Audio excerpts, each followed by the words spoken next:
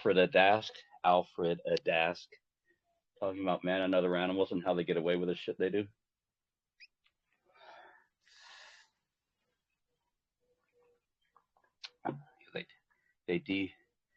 What's it called? Degradate the nobility of man and just make it man and other animals, not man or other animals. Man, no, it's man or other animals. That's right, man or other animals. There's a video, Alfred Adask, man or other animals on YouTube, and it starts out with some African American preacher talking about whatever he's talking about. Then Adask comes about halfway through, going over this information. So anytime they prescribe a drug, they're doing it to an animal. And the animal dies. Okay. I guess animals have some rights, but yeah, you're just killing an animal. It's one of the schemes with this whole COVIDillion. That's why it's good to have an agricultural lien on your carcass, the walking landmass, the mud suit. I provide housing and veterinarians. That's why Tedros up there, that little sodomite dancing around in Daisy Dukes and a halter top, sipping a straw. You ever see that video of that Mr. Tedros? He's just a veterinarian. He's doing all this World Health Organization stuff, but putting it in the face. He's a veterinarian. It's funny. Can't make this shit up. Let's see, if you go to Tedros Gay Bar in Google and go to images, there's a picture in there, wiggling his little butt next to a jukebox someplace in some hellhole someplace. He's also guilty of genocide, Mr. Tedros, over in Ethiopia, somewhere down there, one of those African nations that are prone to genocide. Agricultural lien is higher than a tax lien, and I think we have the ag map in here, don't we? Agricultural. Let's see if I can find it. Agricultural ag map. Oh, machine. How is this? Yeah. No. Let's go to SmokingBaby. Ag map. Search ag map.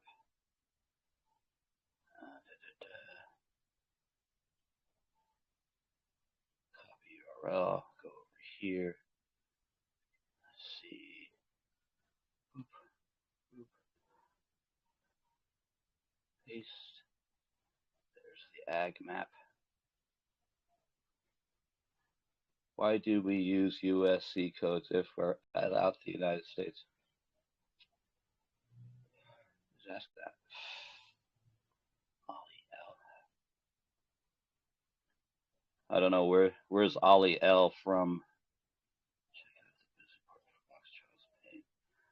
Charles Payne shares how to get in the game. What game is Fox News trying to get into? Catch it up on. Links. I don't know who Ollie L is.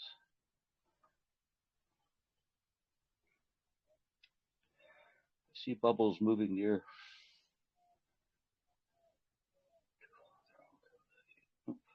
There's a National Ag Law Center state compilations. And the agricultural statutes that require recordation columns equal the ag lien in place, so you don't have to record anything. The agricultural lien is perfected upon notice. It's in Article 9. Agricultural liens are super priority secret liens. And to be a super priority secret lien means it already exists. and it goes into effect when it's no longer secret by mere notice perfects the agricultural lien. So your kids, there was a guy I worked with back in 2018, 17, 18, 19, where he put $100 million on his agricultural lien on his offspring. And the hospital and the CPS were freaking the fuck out.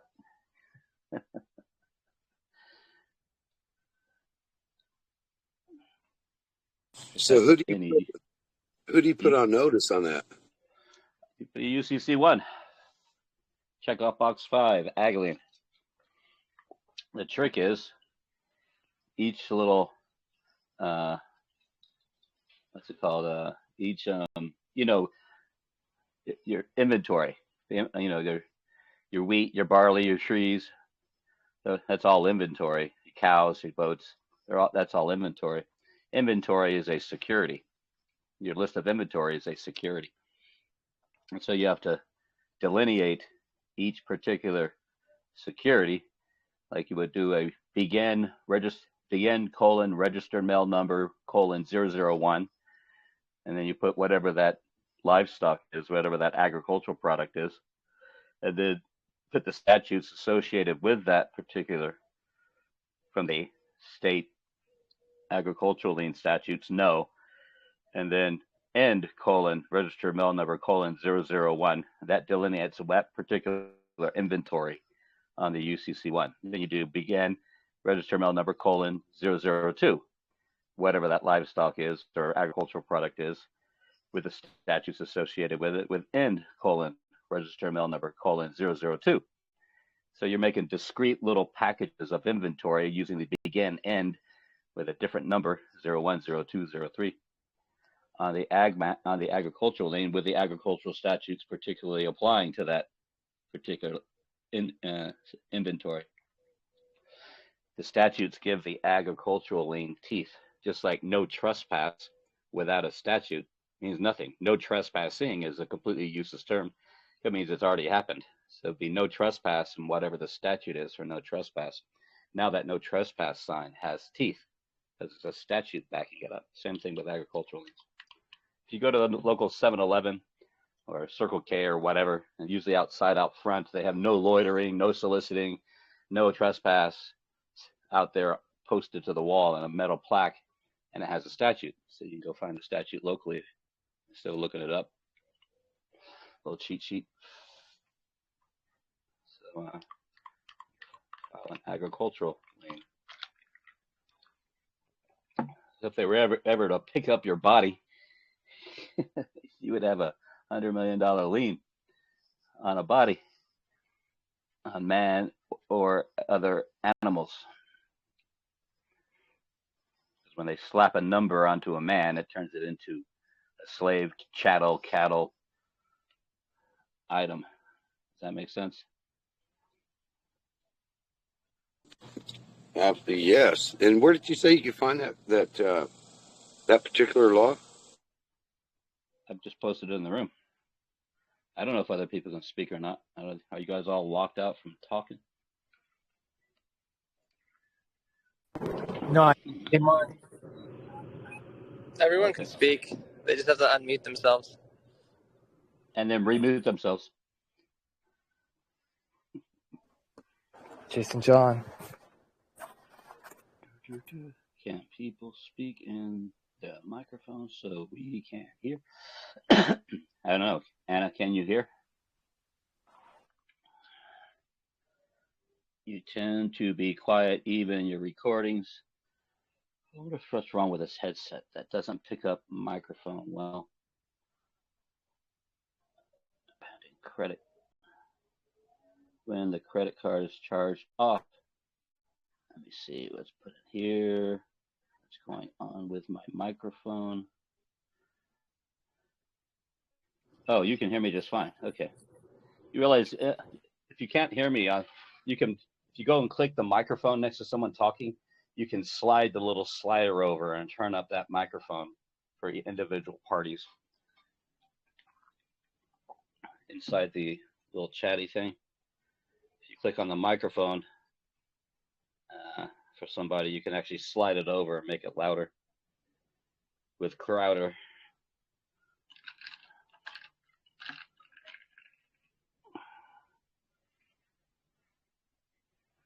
tippy top.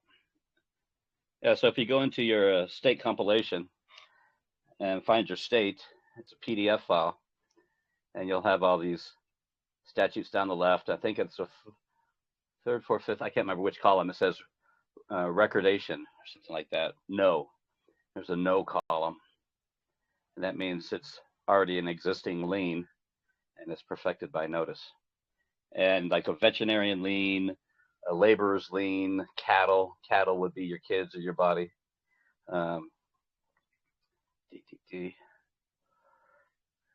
So you have to become clever with the statutes. Colorfully describe things that apply. If you look at it in this objective way.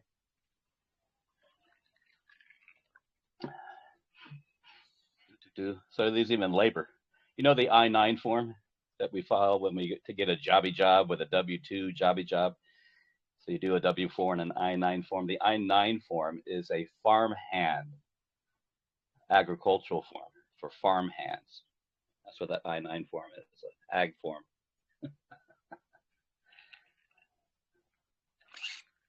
So your time commodity will be classified as a farm product. If you look up section 1040 of Title 26, it says certain farm and other real property, etc. So that's 1040 is a farm product.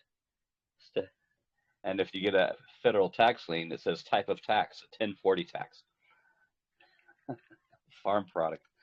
That's why the Agricultural Adjustment Act, the first thing they did before the bankruptcy was nationalize all farmland, and all the livestock had to be, were claimed under the Agricultural Adjustment Act, and they created trusts down in Puerto Rico under Title 31.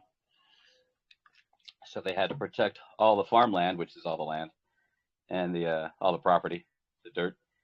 The farmland was first of all nationalized, then all the livestock was nationalized. And of course, just like you sell a cow or a slave, they had certificates. So these certificates is a land patent. It's also a bill of lading, a mortgage, bailment receipt, etc. So that's how the federal government stepped in and created franchises for everybody through the birth certificate, and wrapped up all the people down in Puerto Rico, which is a protectorate under the United States, not part of the United States. It's private. Will never be part of the United States. The Puerto Rican's Supreme Court has ruled have no right to self-determination. Puerto Ricans can't decide to become a state, even if they wanted to, even if we wanted them to be a state. It can't be done because it's a protectorate. So it's a nation state or a city state down in Puerto Rico. So there we go. So yeah. Agricultural liens higher than a tax lien, and all statutes are tax liens. All these statutory fines, that's all tax collection after the bankruptcy. So that's why when they give me a citation in the military, it's a good thing. I get a little medal and everything. I get to dance around like the prancing tards up there in the military with little fancy little uniforms dancing around with each other. And General Milley. Piece of shit. Well, that's a good thing if I get a little medal on my little uniform. So on the side of the road, I get a citation. How is that a good thing? Well, they're honoring me with that little medal. I did something good. When they hand out a citation, they're giving us the opportunity to pay down the national debt. They're honoring us with the opportunity to pay down the national debt because it's a tax. The little statute's a tax liability. So it's a citation. They're honoring me to pay down the national debt.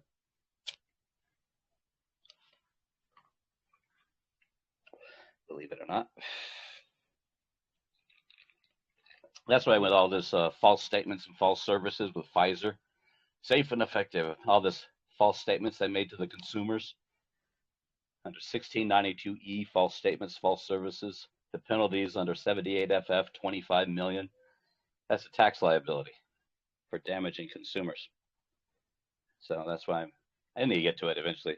$25 million for every false and safe and effective lie, and go find the false statements they made, especially now that they admit it. Now it's an immediate $25 million liability against whoever made that false statement, damaging consumers. They made a false statement. So to damage one consumer is to damage all consumers. It skews the consumer markets, consumer pricing.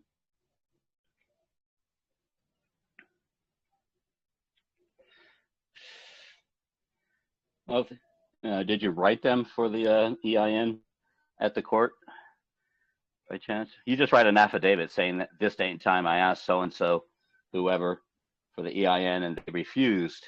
You just use the affidavit to attach to that. Nice. Just an Yes. affidavit of fact? Yeah, just an affidavit. Or Yeah. Oh, just a regular affidavit. Got you. You could just do an unsworn declaration under Title 28, 1746. You don't have to go to the notary or What was anything. that again? 28, 1746, Yeah. unsworn declaration.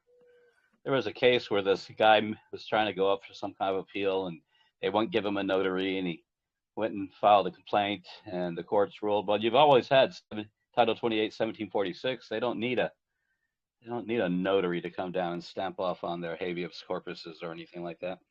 You can just use 1746. I forget where I read that years ago. Awesome. Thanks. Because now it's a $500 fine. My fine's $20,000. I'm talking about my fine's. I'm talking about against the person who refuses to produce their EIN number. Oh, nice. It's on the W-9 form.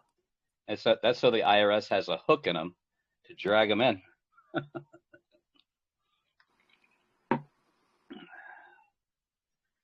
Oh, that's awesome. All right, so it's 28, 1746. Yeah, Title 28, 1746. Title 28 is the court system for all intents and purposes. Cool. 28, Thank you. 28455, disqualification of a judge.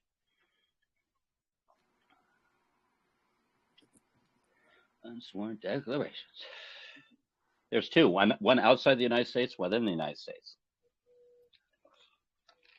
If you're acting as the agent, you're probably in the United States, and if you're doing something else for yourself, it would be outside. Number one, outside. If I'm doing the W-4 or the W-9 affidavit, I would do within the United States as agent or as a Stewie on the W-4. So how does, did I post in here? I'll go find it. So how does man not be classified as man or other animal? How do we get over that bump? We're just cattle. Let me find it. Let me see. Oh, man. Capacity. Man status capacity. And status. Capacity. Search. My little emaily. There it is. Let me see. Hold this down. Select all. Where's copy? Copy. Over here to this little room here. Let's go paste. Okay. Let's go down. What's this over here? Let's go backspace. Oh, let me edit that. Edit it. I'm gonna kill some emails, addresses in here. Who I mailed it to. That's not fair. SmokingBaby wrote. Oh, motherfucker! Don't hit that one. I'm a Riri. Scroll up. Boop, boop, boop. Where's the email start? Get the fuck off me. Here. Space. Bzz, bzz, bzz, bzz, bzz, bzz, bzz, bzz, bzz, bzz, bzz, bzz, bzz. Okay. How about that one? Does that read good? Let's read what Austin has to say. Someone want to read Austin? Austin Jurist 362, Harvard Law Review 101. Some serenade me with your oratory skills. The word homo. Come on, someone read. Pretty funny. Read it. The word homo. This is Austin's Jurisprudence 362, C4 Harvard Law Review 101, Austin's Jurisprudence 363. The word homo corresponds to the English word man, and as the Romans expressed it, unus homo sustinet pluribus personas, i.e., one man has many persons, or sustains many status, or many different conditions. 34, Austin's Jurisprudence 362. Austin says the term person has two meanings, which must be carefully distinguished. It denotes a man or human being, or it signifies some condition borne by a man. 35, see Harvard Law Reviews 101. A person, as meaning a man, is one or individual, but a single or individual person, meaning a man, may sustain a number of persons, meaning condition or status. 363, 336, Austin's Jurisprudence 363. So how do I not become an animal? I put on the cloak of attorney and fact, and now I have a status. I'm no longer an animal. I'm a trust protector. I'm a grantor, grantee, trustor, trustee, conservator, guardian, a postmaster, treasurer. I put on a capacity. I'm no longer an animal. Says Stewie. That's how a man is no longer an animal. The status, the capacity. See why the power of attorney is so key? I'm no longer chattel. Absolutely, it's huge. Huge. I'm glad someone sees it. I found that years ago.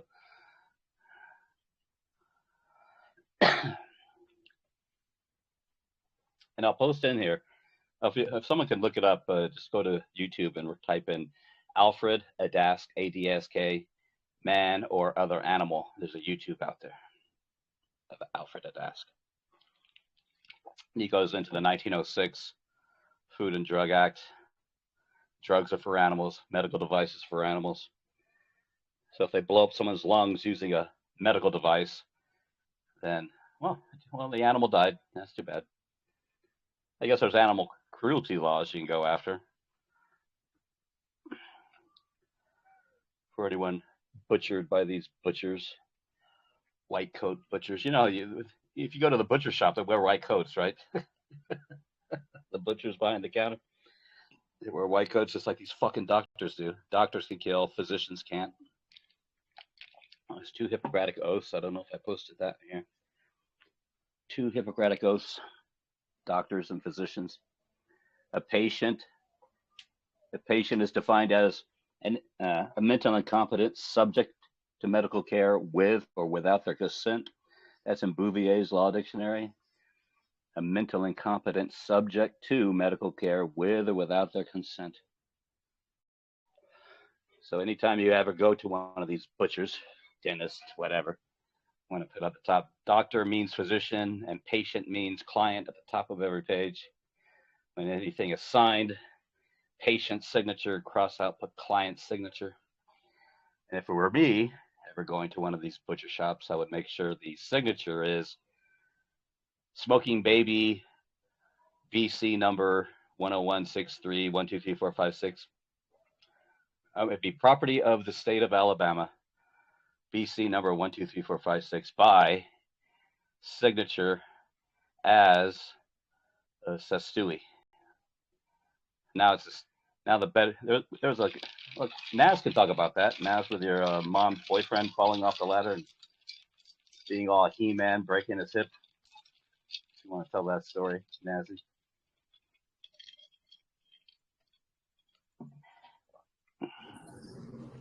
Yeah. Was he putting up Christmas lights or something? What was he doing? Yeah. I was putting up Christmas lights. He fell off the ladder. My mom found him. He broke his hip.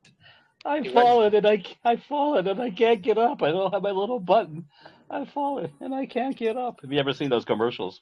I've fallen and I can't get up. So funny commercials out there. That lifeline thing. Little button. He needed one of those right there. But yeah, he went to the hospital. This is during COVID. They wanted to give him pre-screening COVID vaccination and COVID test prior to getting treatment. And SmokingBaby was fortunate enough to help us out by correcting the endorsement on the paperwork. And putting the doctor means physician and patient means client at the top of everything, yeah. Yep. And they let him in without any testing or vaccination. And Private treated room. him. Yeah, private room. Treated him. Yep. But they couldn't treat him there, so they flew him down to Texas, right? No, it was somewhere in Massachusetts. He was in Maine. Okay. But didn't they put him to another hospital?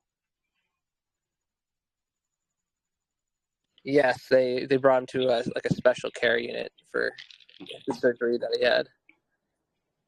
How much did he pay? I don't recall, actually. Yeah, nothing. He didn't pay nothing. He paid nothing. Why? Because it's the property of the state of Alabama. They bear the liability. And you got red carpet treatment, right? Yes, sir. Mm-hmm. There you go. Real life SmokingBaby success. Has anybody had any successes here? Fuckers. That's pretty huge too. And that was just from changing the name on the contract when you were signing in from doctor, crossing it out, making it physician, and crossing out patient, making it client. But at the top of each page, we put doctor means patient, doctor means physician, and patient means client at the top of every page. And anywhere you sign, no patient, and then it's property of the state of Alabama, BC number 123, whatever the BC number is, by Stewie. You do your signature, you put your little squiggle as Stewie, by signature as Stewie. So you're qualifying the contract. We're qualifying the endorsement. So now the state of Alabama picks up the tab. Because the birth certificate's tied into the Health and Human Services. The Book of Life, is that in this room? I don't know, the Book of Life. Everyone has a Book of Life from the Health and Human Services out of DC. It's not in here. I'll have to go find it and post it in there. Yeah, so the birth certificate is part of the Book of Life. And there is a Book of Life at the registrar's office where there's 3 per page. And the book, and this little binder is called Book of Life. Derek Gonzalez went in there with his dad to try to grab it, and the clerk didn't know anything about it. And so, Book of Life, I've never heard of that before. And they said, well, let's go find out where the birth registrations. He wanted his dad to go find his entry at the Vital Records office in the final registration where it says original recording date. And so they went downstairs, and the woman went down there, was talking about it, and this old woman way back in the back, she goes, oh, I know what he's talking about. She went over and pulled off one of the books, and right there on the spine, right there on the opening the binder, it says Book of Life right there. She's, oh my God, I've been working here 34 years. I've never noticed that, said the clerk from the registrar up top. Never noticed that. So the birth certificate is part of the Book of Life. Mm-hmm. Even though it's a death certificate. Because there's a certificate of live birth and a birth certificate flip flop. So yeah, I'll find that book of life thing from the HHS in DC.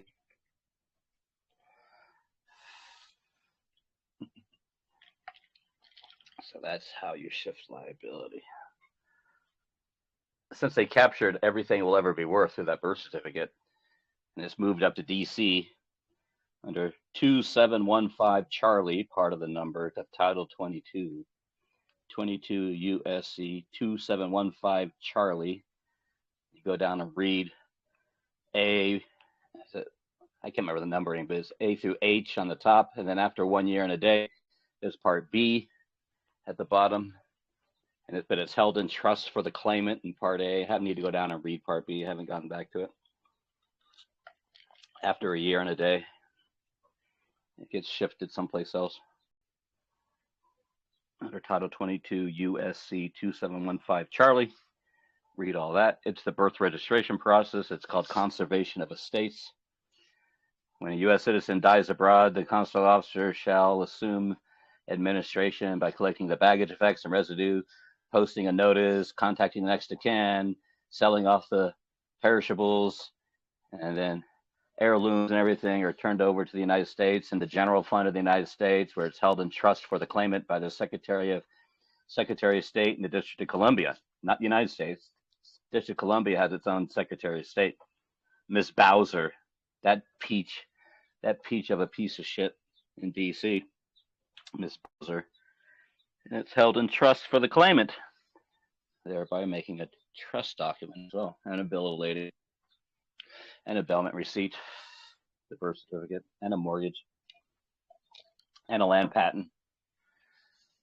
A birth certificate gets all sort of things. A stock certificate, preferred stock, Class A preferred stock, which means you can't sell it to anybody else. No one else can take title for Class A stock.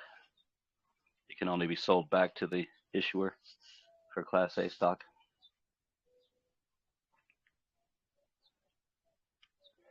So that's interesting to me.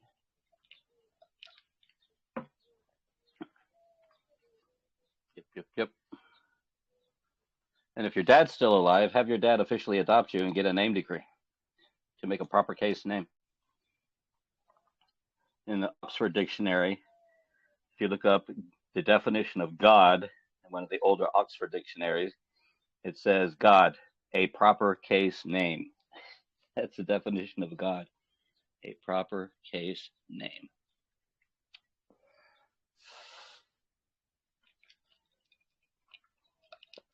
So, have your dad officially adopt you, even now, an adult adoption. What's the reason for it? To honor it. You realize the adoptee has to agree if they're adult.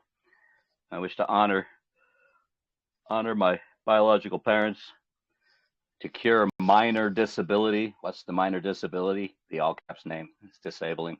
Capitis diminutio maxima. And only nobody has an all Roman caps name. Only a nobody has an all Roman caps name. Those are the three reasons. And you want to make sure there's a termination of guardianship, conservatorship, and custodialships when you get that decree. And now dad has full control. No other guardians, conservators, or custodians in the mix. So they can't put their finger in it. You really don't need that much, but that big a house. You really don't need a new car. We don't think you deserve it. We don't think you the custodians, guardians, and conservators. They can put their finger in it, so you don't terminate their capacity on the adoption decree. Goes from an all caps last name, comma, first all caps name to a proper case name.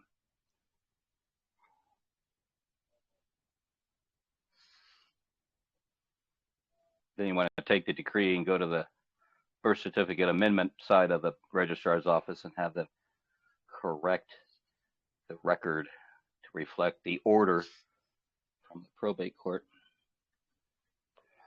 Now you're God to them.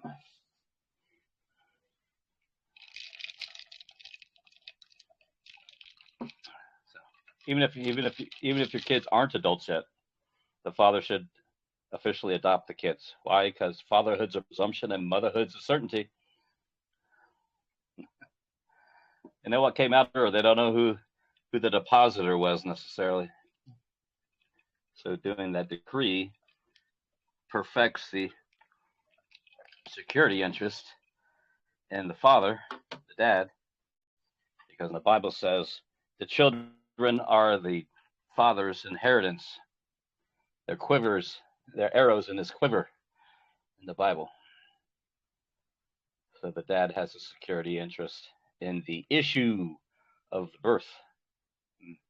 Divorce court, it's called an issue, dealing with the issue, which is the offspring.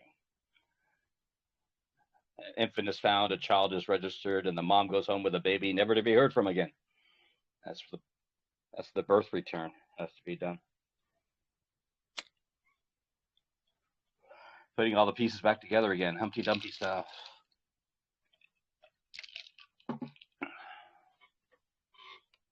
Does all that make sense? It's a whole lot of blah, blah, blah. No, that makes total sense. It's just a lot to absorb. Oh, yeah. Imagine how much it took to actually put all that information together. How many decades I spent doing that. Decades. Full on. Mm-hmm. Huge. Decades.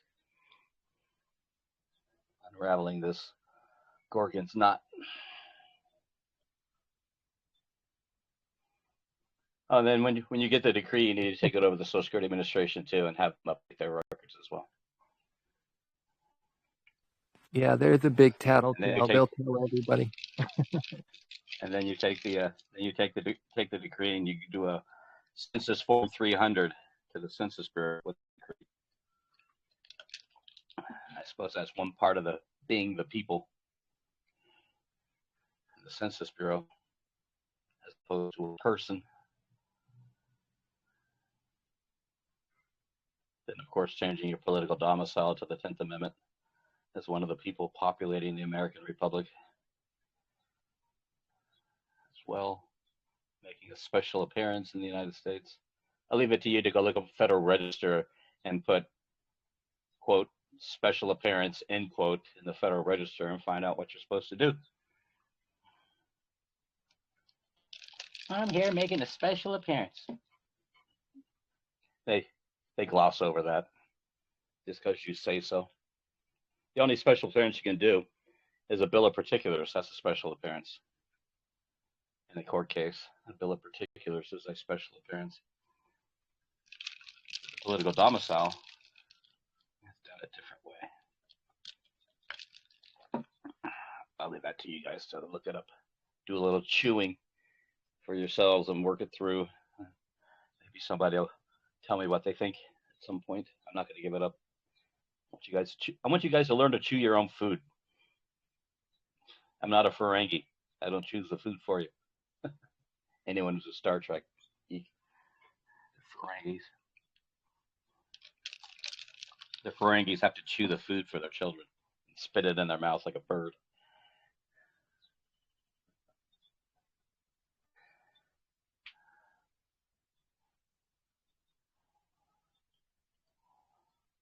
Because January 1st, 2025 is coming up fast. That's where they're going to lock down the system. If you haven't done your certificates of beneficial ownership, you're going to be asked out. FinCEN. Get a FinCEN ID. Just type in FinCEN ID in Google, and you can get your FinCEN ID. The FinCEN ID goes on to your certificates of beneficial ownership. And they put, well, it only says 25%. Okay, close out. Put 100%. I had a friend send me a letter today stating that they refused his FinCEN or said that he didn't need it. I'm gonna pull it up. How did they submit it? Let me go upstairs on my desktop. I'll pull it up. I'll be right back. I wonder what they put in the fields. Did they do a paper form? Did they do the online form? How do they fill it out?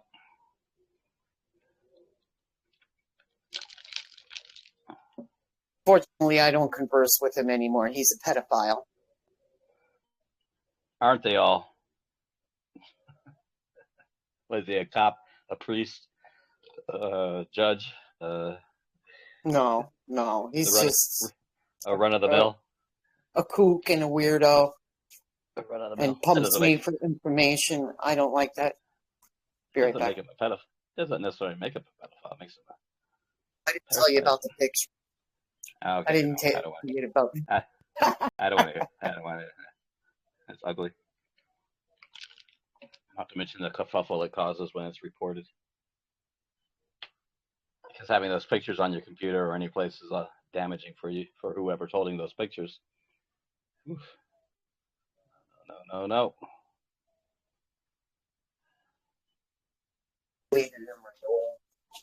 Stupid.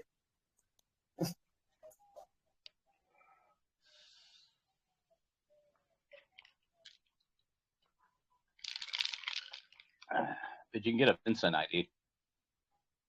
There's nothing complicated about it. Type in your information that kicks out a number.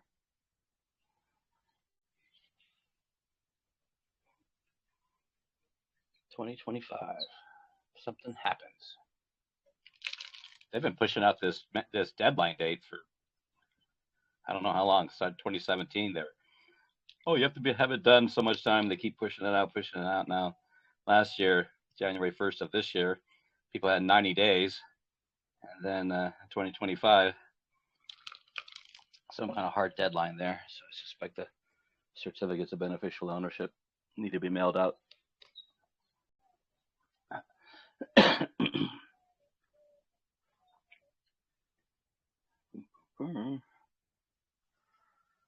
Where they lock down the system, give everyone CBDCs. That's why the status change is big. They're going to lock down the United States. I want to be outside the United States where they can't reach into the 10th Amendment. On my reserve is one of the people where the reservation for the people are. In the 10th Amendment, that Cardozo Law Review, read it a few times to get a clear picture of what the fuck's going on. Cardozo Law Review, I believe, is in here. Someone can search it, the room here, make sure it's there. Cardozo, it's Spanish, so it's phonetic. Cardozo Law Review. Popular sovereignty. Because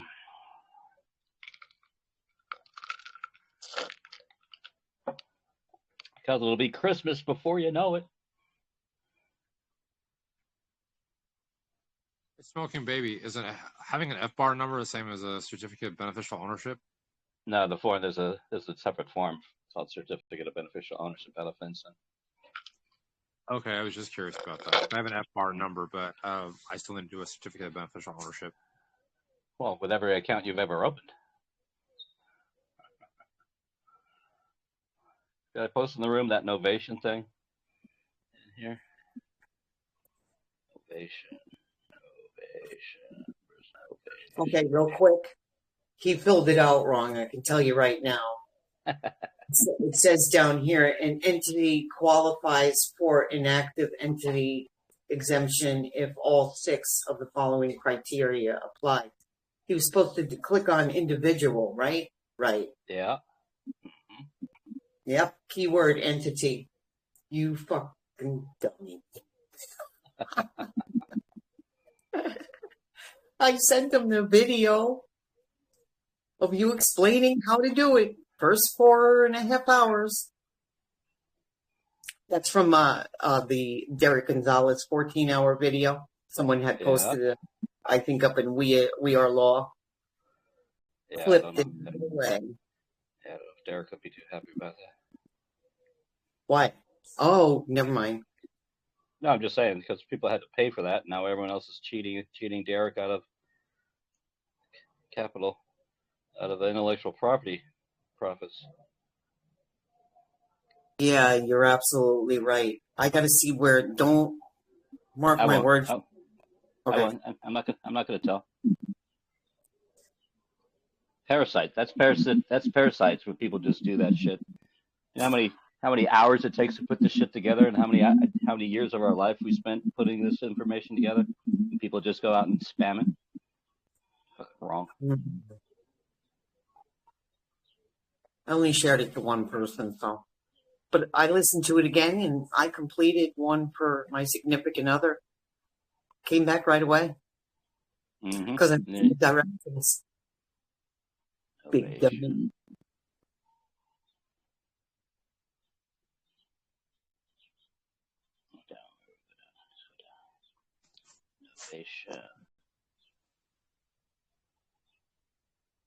He could charge a hell of a lot more for $100 for his classes. Yeah, I know.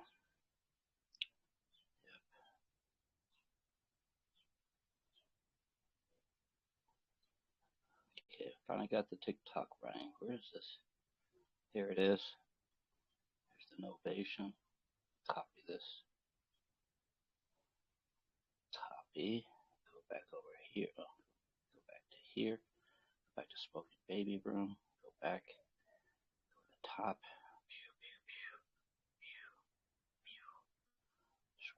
Scroll. Scroll to the law review. Paste. Go. I'm still working on perfecting this little blah blah blah blah blah blah.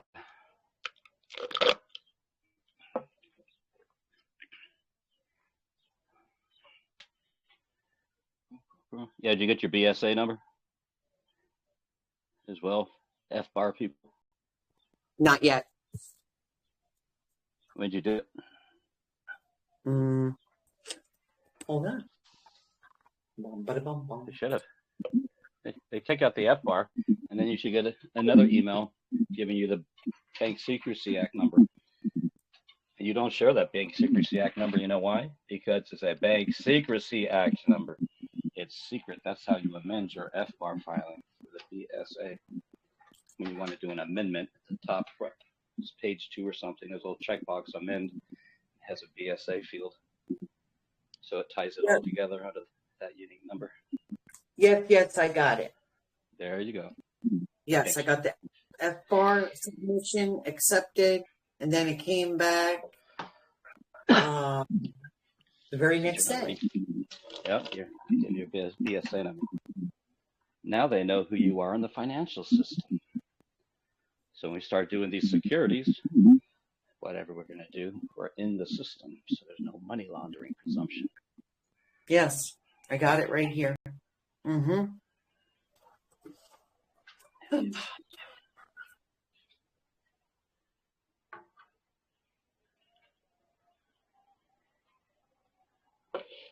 did mine in 2017, BSA.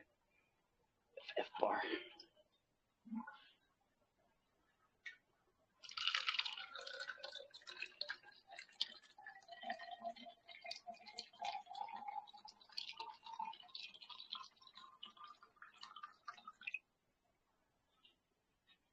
Gotta get more water.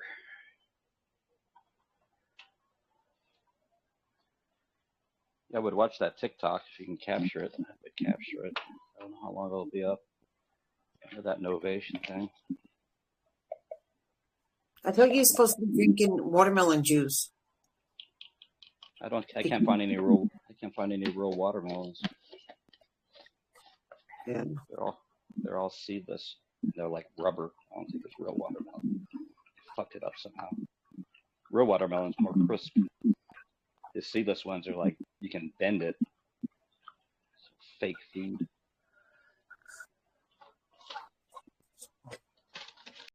You don't have any health food stores out there?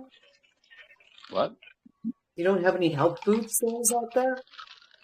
It's just hard to find non-seedless watermelons.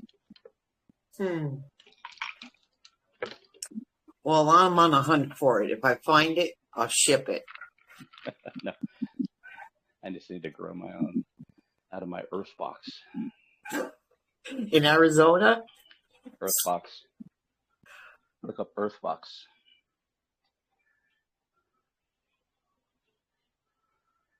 Look up earth box.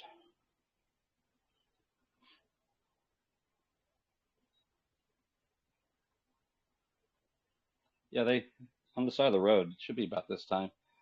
They have people on the side of the road with a trailer with a bunch of real watermelons with seeds in them. Watermelon seeds have a lot of selenium, which is good for all kinds of things in the body. Dr. Berg talks about selenium.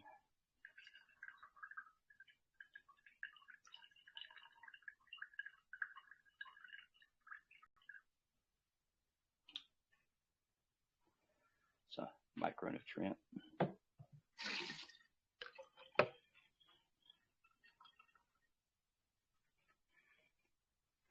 So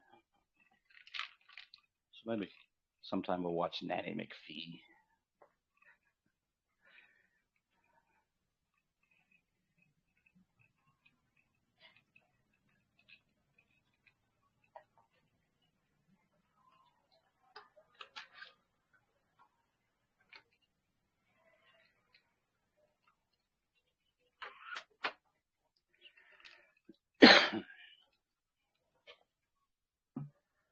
If anyone has kids, do not no vaccines for the kids. There's no such thing as a safe vaccine. It's all bullshit.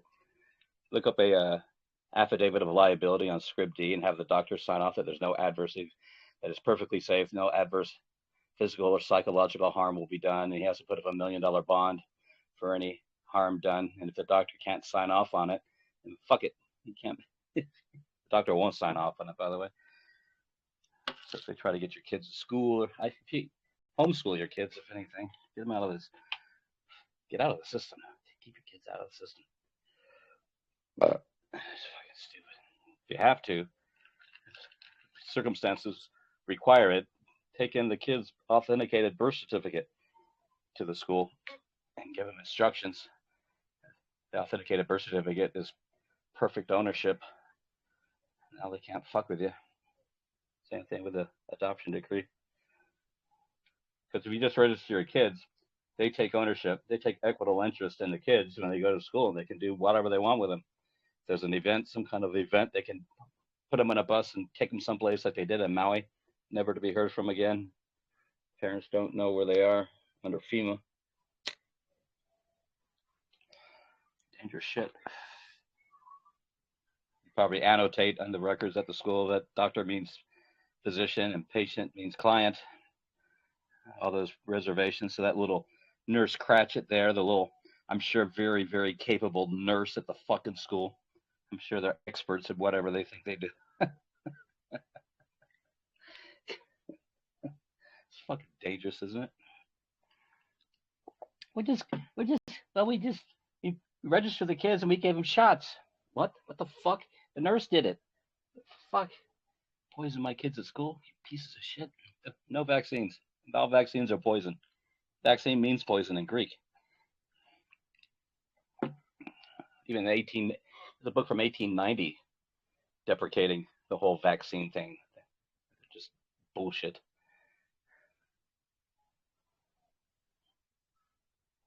That's why when people get older, they get shingles because they got a chicken pox shot.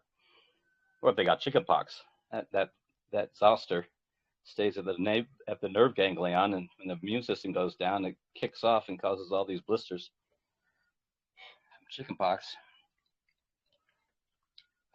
So yeah, no such thing as a safe vaccine. Of course, if you get chicken pox when you're older, it can make you sterile. But anyway.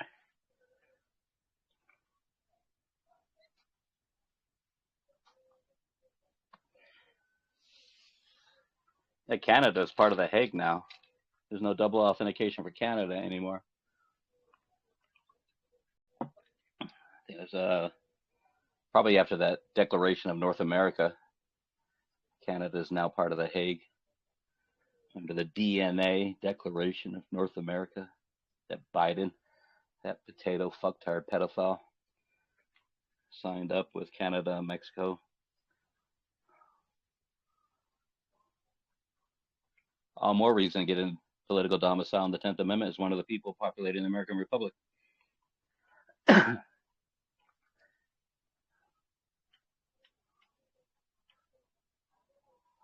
Not to mention all these camps they're putting up in all 50 states. Heck, who was I reading? I saw a BitChute today about it.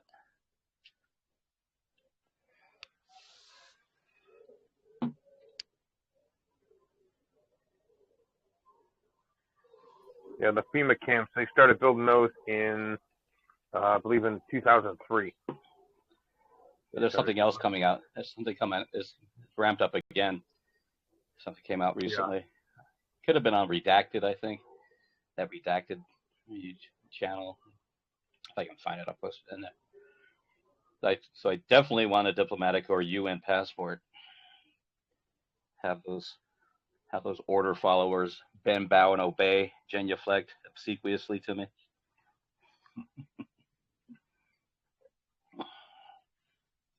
This stuff's not really fanciful at all. The way the world's going.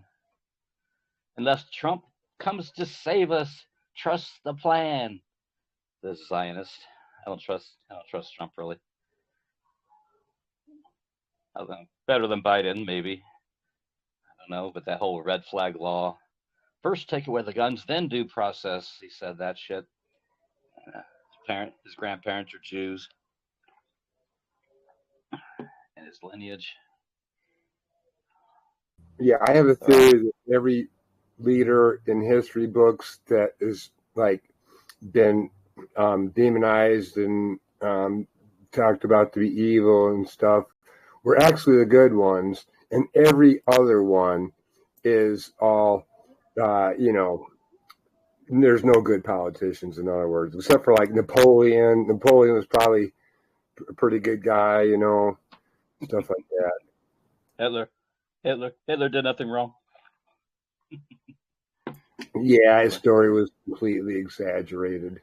The greatest story never told. Look up that website. The greatest story never told. It's like 6 hours, and debunks everything. Yeah. From the other point of view, Eisenhower murdered 1.4 to 1.6 million German men in open air camps, starving them at different rates after the war.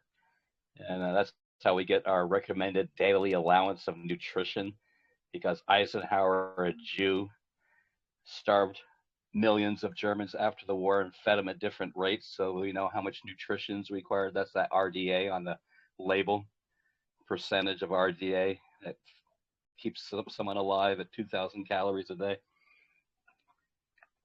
That's where that came from, that RDA chart. Eisenhower, that piece of shit. Truman, piece of shit. Wilson, piece of shit. They're all just garbage. I wonder what they had on Wilson. I wonder what they had on Truman. Well, Hitler wasn't whistle clean though. Truman, what's his name? There was definitely exchange between the SS and the OSS. Oh, it was back and forth. So there was definitely a paperclip. We brought them all over.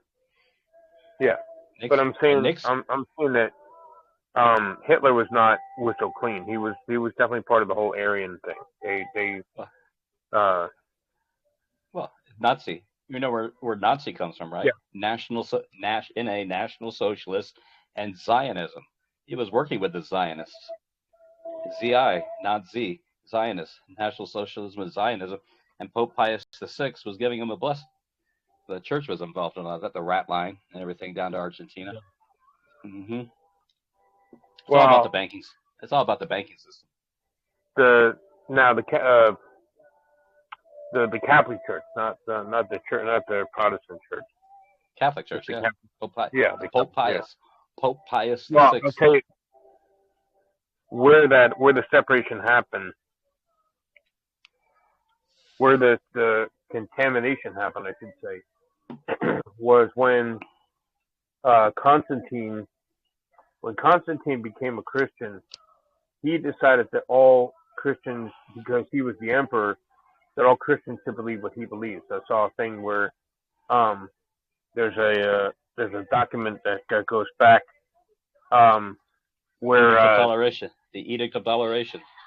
Yeah, but it also goes to where this is where two disciples of Timothy and Titus, like the emperor, literally put them to death because they were operating in a form of Christianity he was not familiar with. They were operating in the Holy Spirit.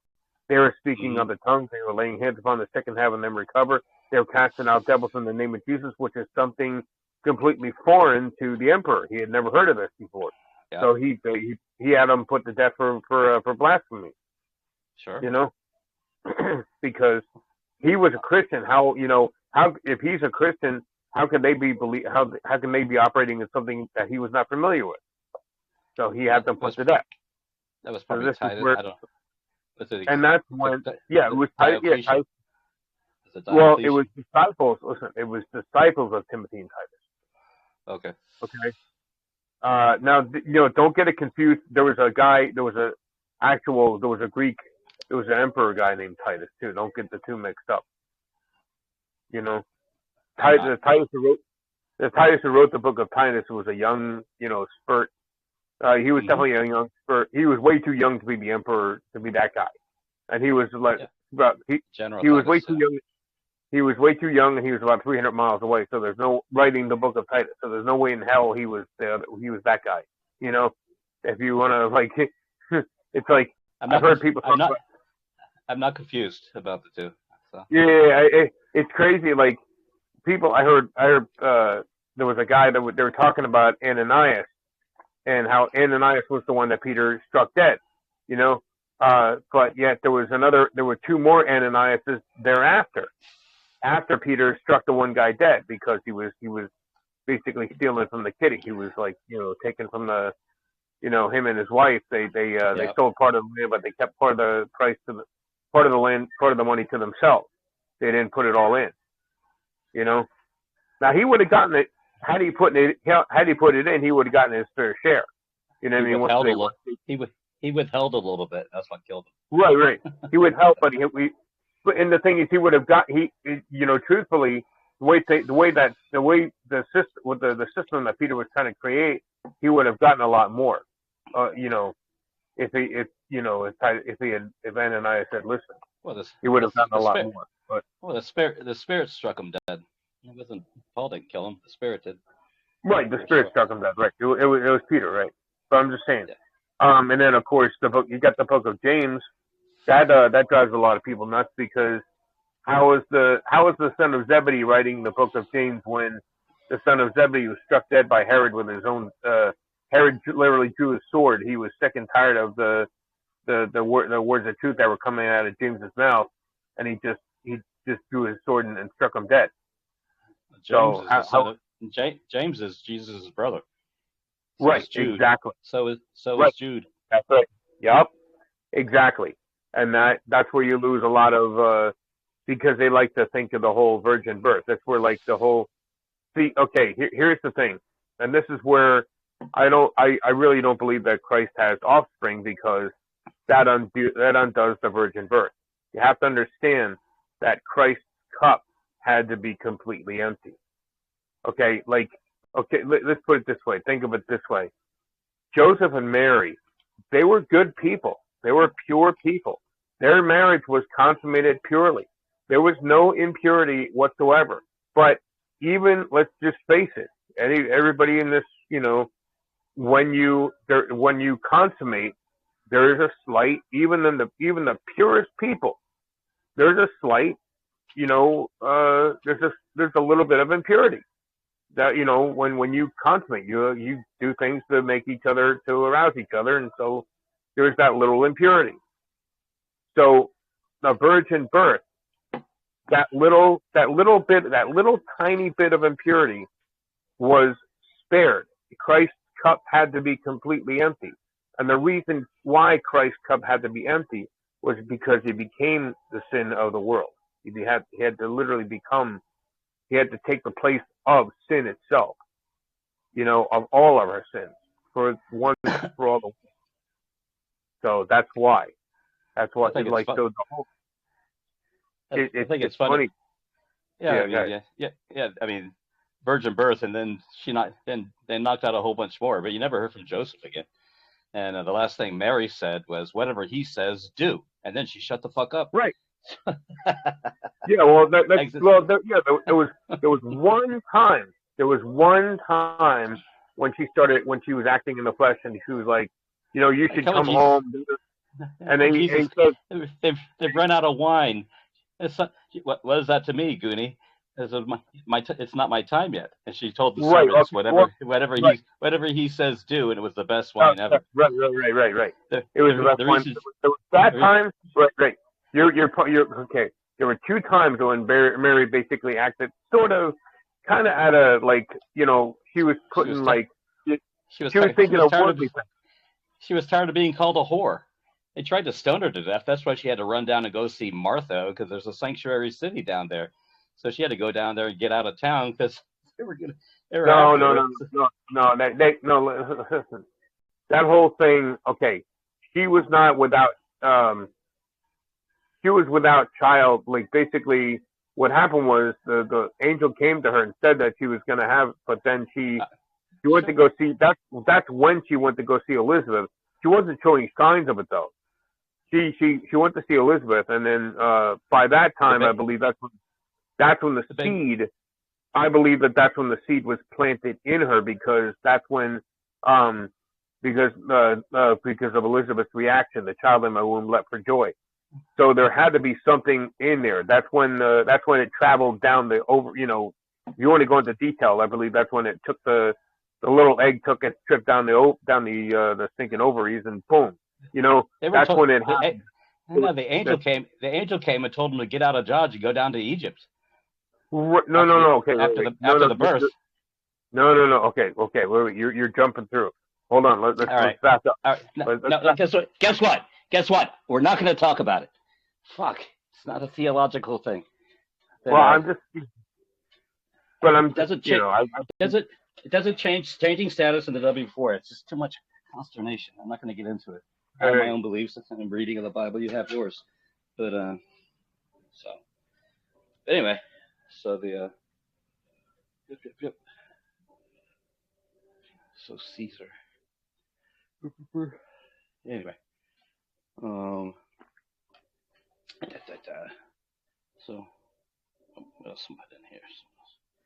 And nor do we want to be a patient. No, not at all. Let's be clear.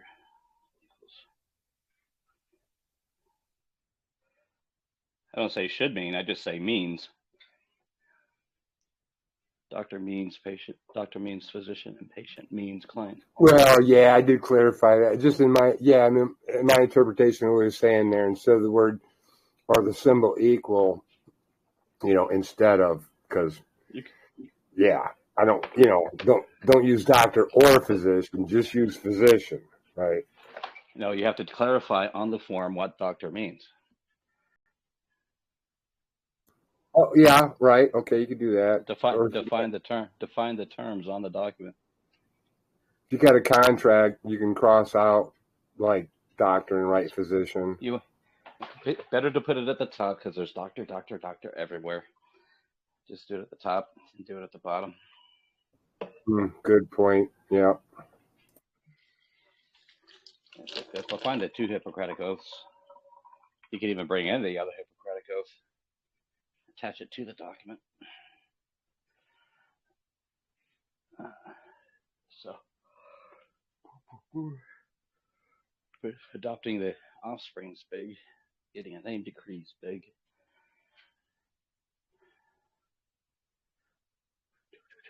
And if they give you pushback, you can always do a Scrivener error to the birth certificate amendment office. If they give you pushback on the decree, it's nice having the decree though. Well, you're trying to get out of debts.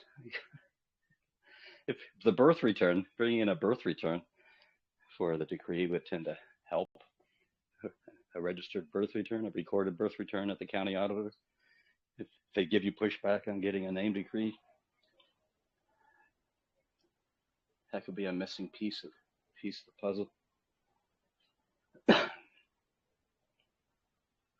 The fact that it goes to the Census Bureau, Form 300. She-Wolf did that, tried to do a Form 300, and the census lady said, "Oh, you're a little ahead of the game. You don't have a name decree yet." There's something important about that Census 300 form.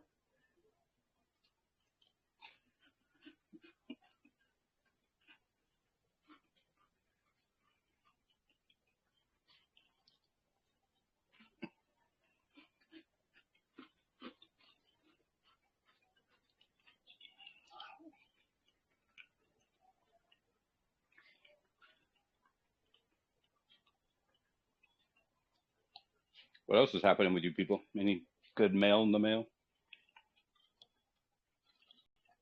Any offer letters?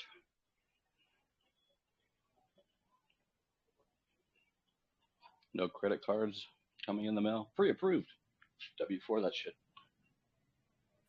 I got a HELOC credit card offer. W-4 it. See what happens.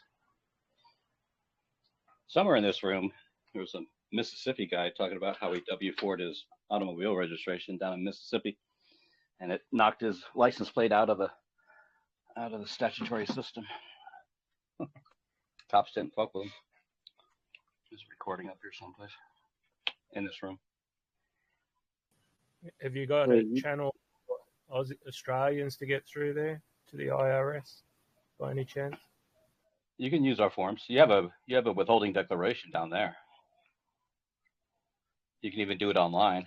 Withholding declarations down there through the ATO. You have all the forms down there. So that's like, would you just use your TFN, same thing, like a tax file number? Yep. They're interchangeable.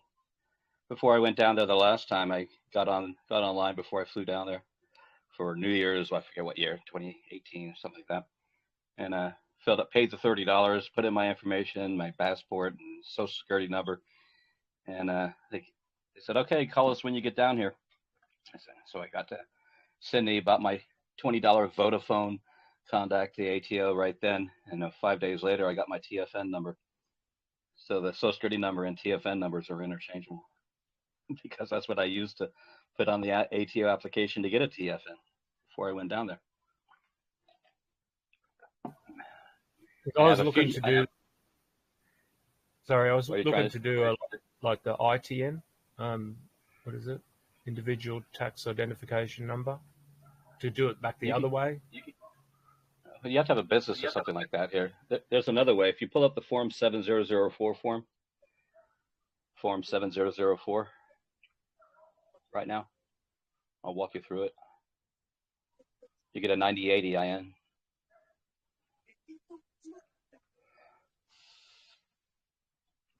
Is there any prerequisites to the W-4 process other than the FinCEN? FinCEN's not required for the W-4 process. Good to have the FinCEN done. So you're in their financial system, so any type of, so that you're known in the system, so no one's counterfeiting things.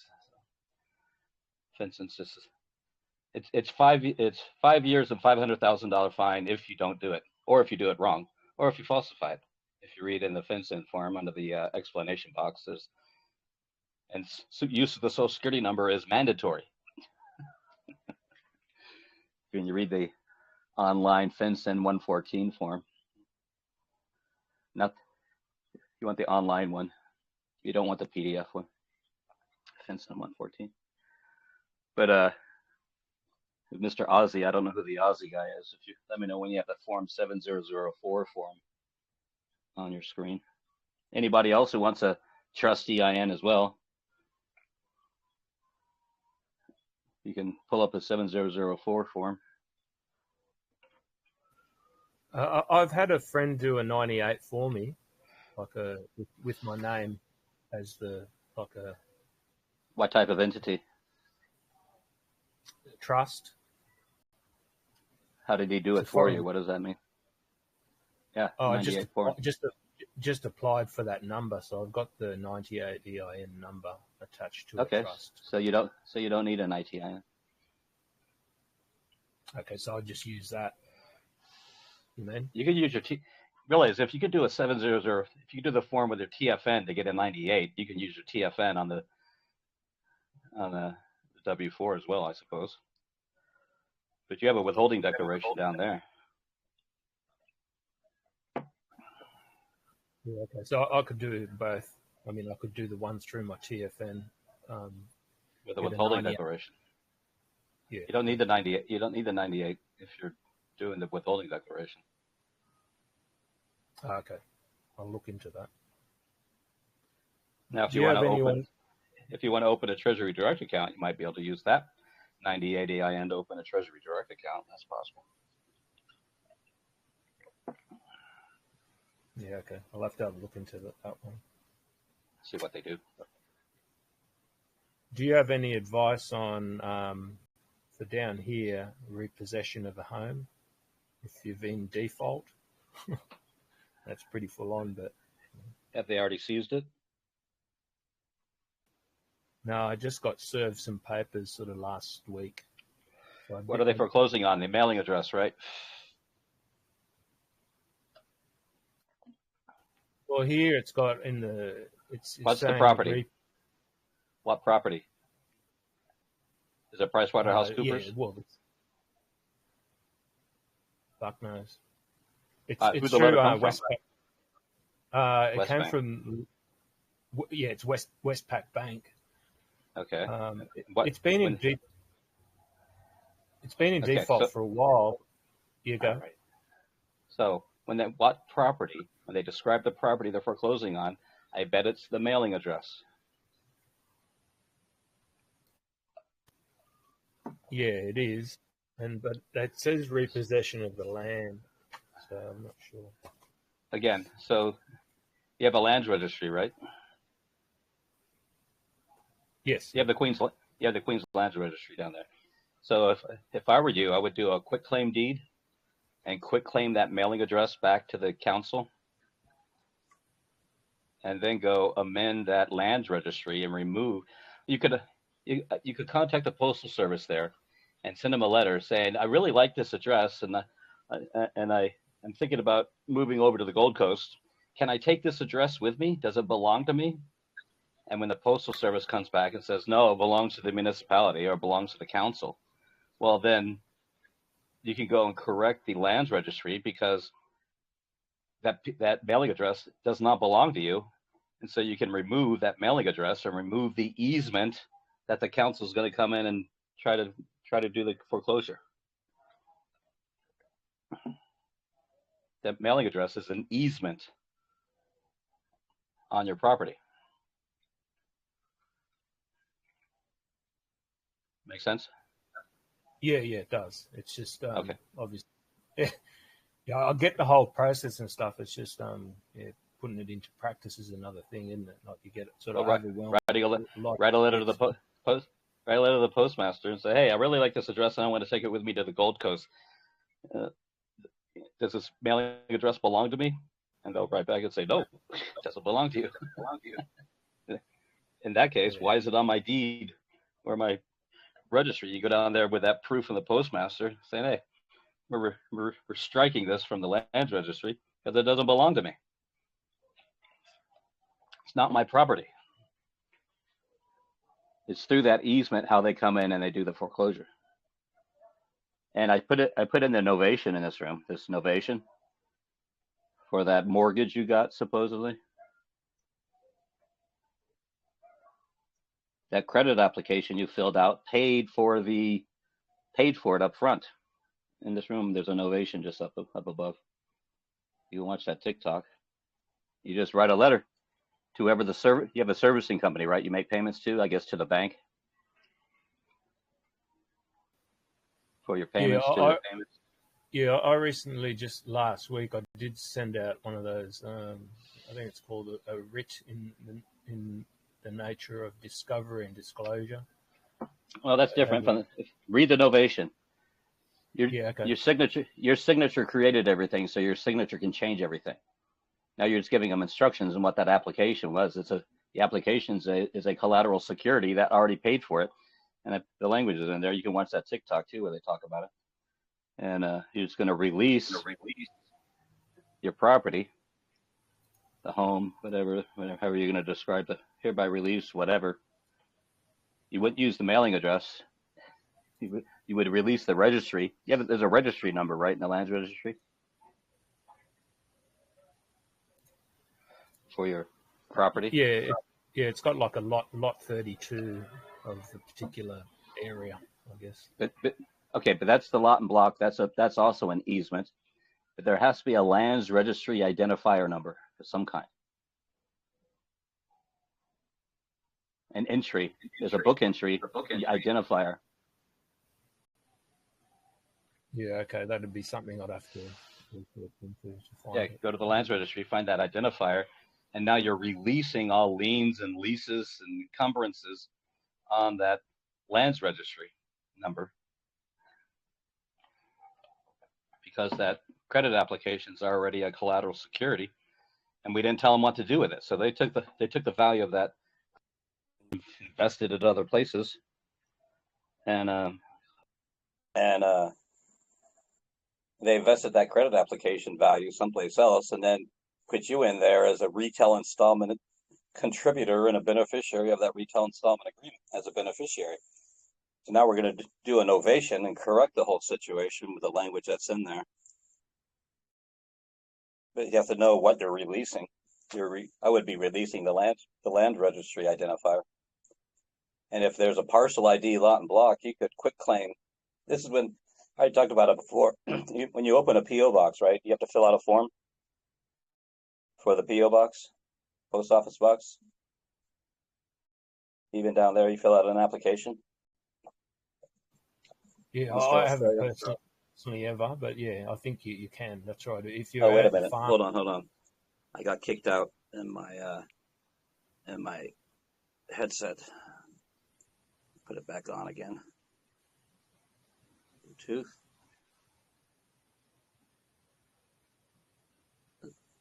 Okay, try again. Someone called me and kicked out my headset from Telegram over to the phone. Yeah, generally, if you've got yeah. Australia. I might have to come out, leave, and come back in. Hold on, done. I can hear you. Back to here. Leave.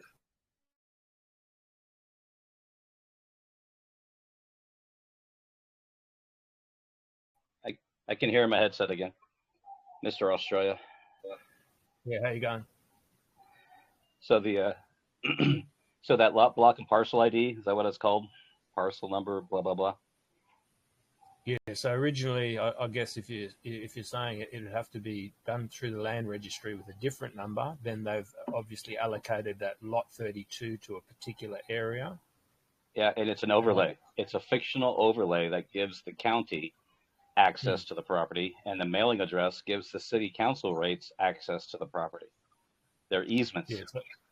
So if you go, it's kind of three overlays, as you're saying. There's the original one, and then they do the lot 32 or whatever it is in my particular case, and then after that is the actual street address. Then the municipal address.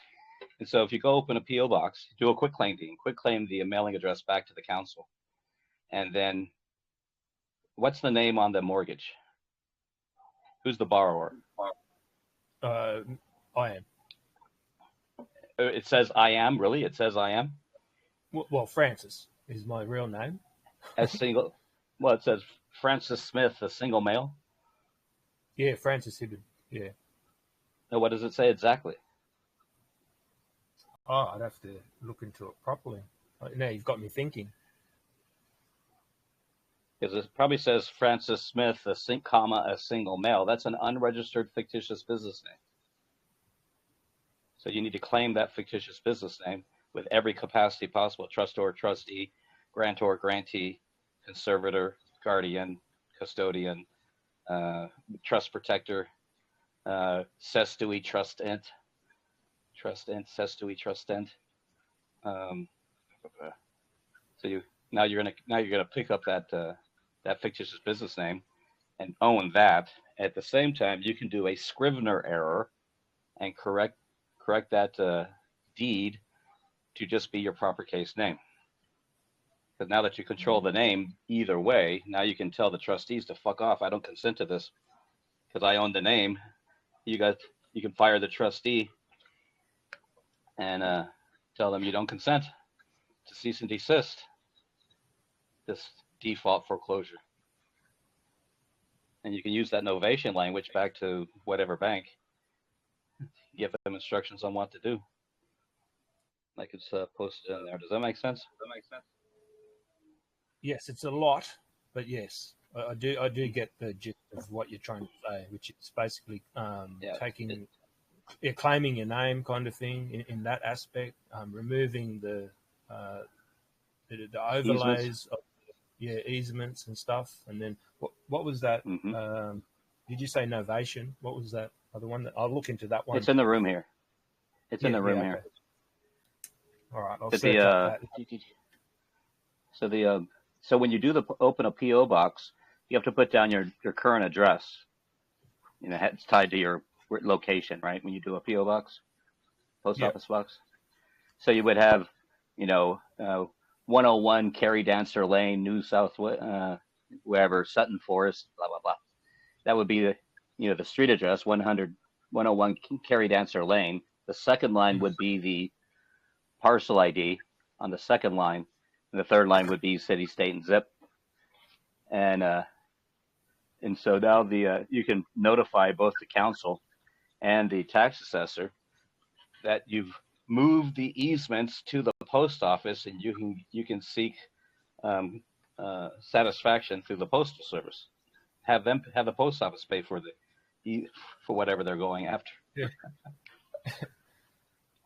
I totally get all this. It's just enforcing it and trying to push it is the other side of it. But you're already presuming.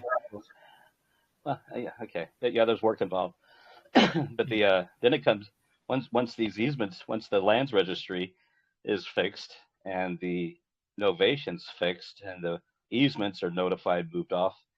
Well, then it comes down to a controversy. It says, on what standing do you have to take this action? Where's your warrant of attorney?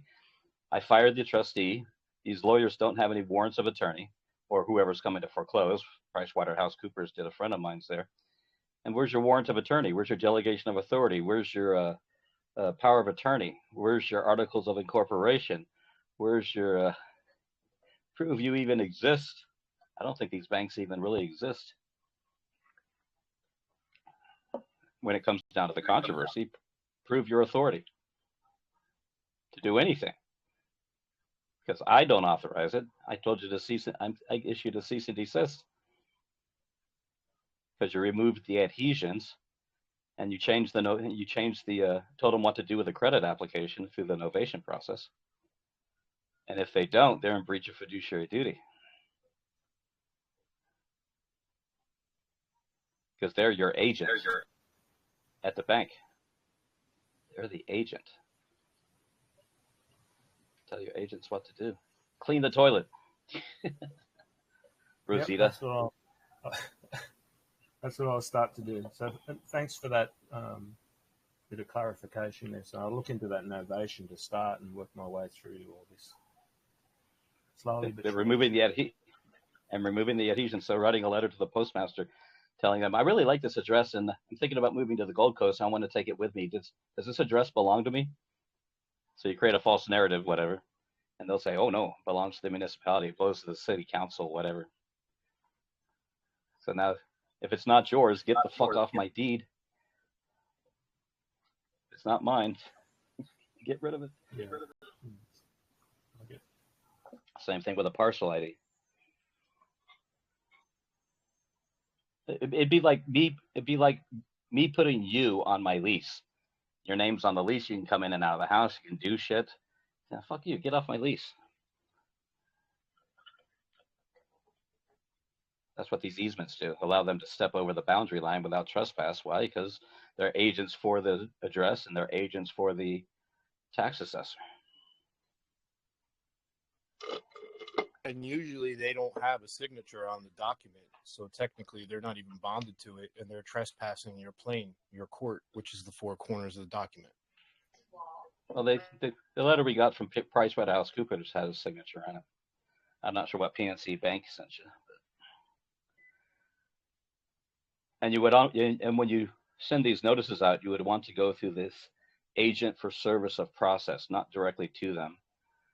You want to go through whoever their public portal is, agent for service of process to the bank and agent service of process to the council, because they're a corporation. Same thing with the county is a corporation. You want to find out who their agent of service of process is. They just send them the notices. Otherwise, they can send you a cease and desist, talking directly to the employees. What are you doing talking to our employees? You might give them some ideas. That's why we have an agent of service of process, so we keep our employees in the cube, dutifully doing their little cubelet type of work. Busy.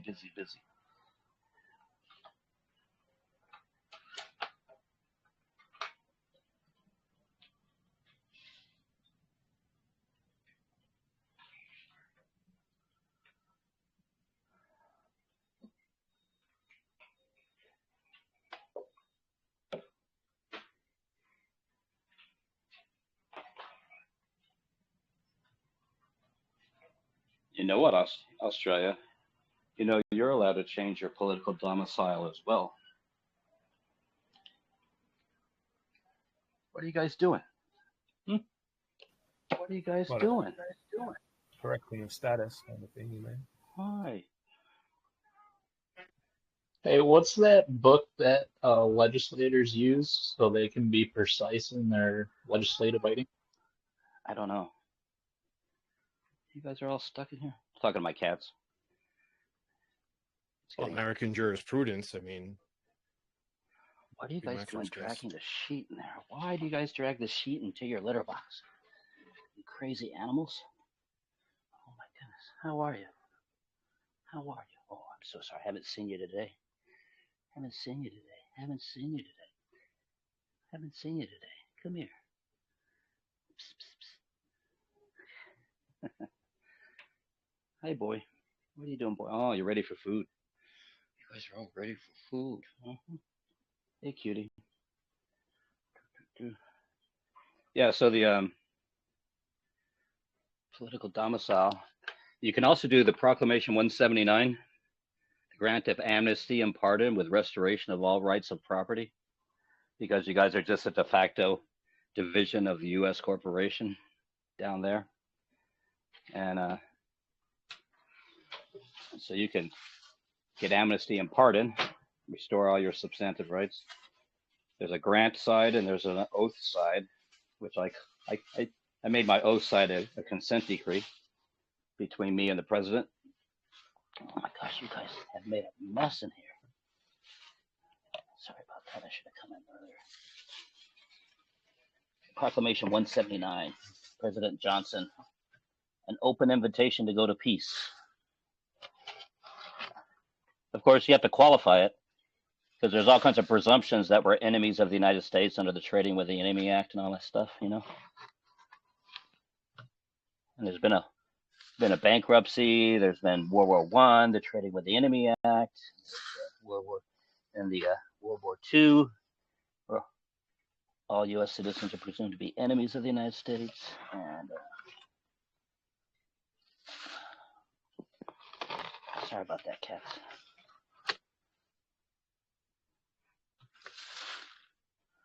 Servicing my cat as well.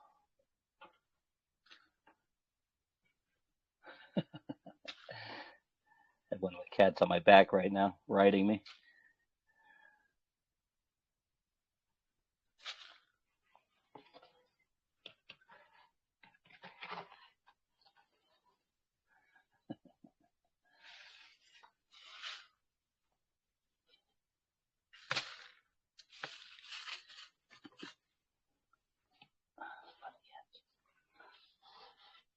Yeah, when they shut down the United States or make it a tyranny, which is where it's headed, I would want to be out of the United States in the 10th Amendment, because even the Australians can claim political domicile as a personal choice, even under their Declaration of Rights under the UN.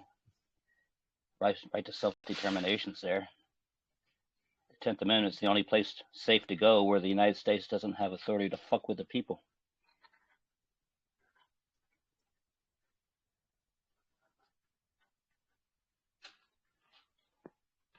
You read the 10th Amendment. Any rights not surrendered to the United States nor prohibited by the state are reserved to the state or reserved to the people through conjunction. So, Where would we send our notice of political domicile? I told you to go look up special appearance in the Federal Register.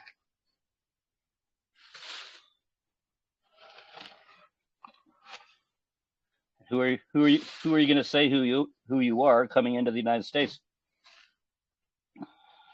Who are you? That's part of the whole trick. Who are you?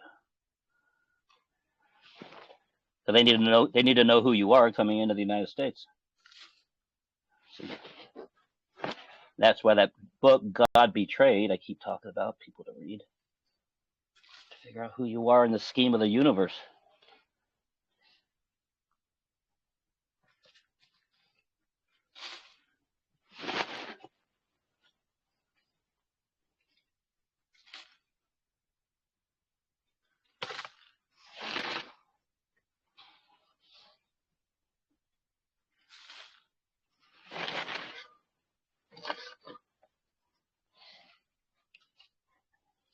Because if you're not here specially, you're here generally, and they have jurisdiction.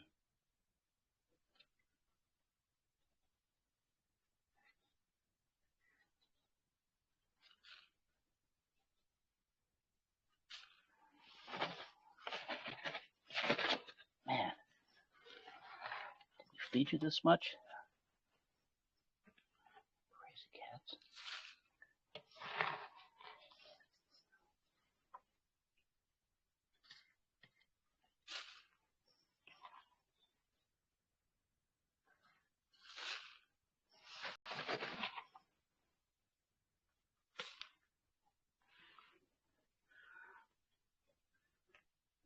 Okay, good.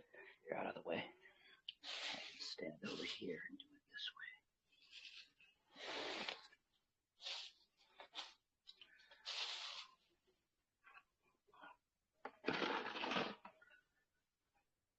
I need to invent a better pooper scooper.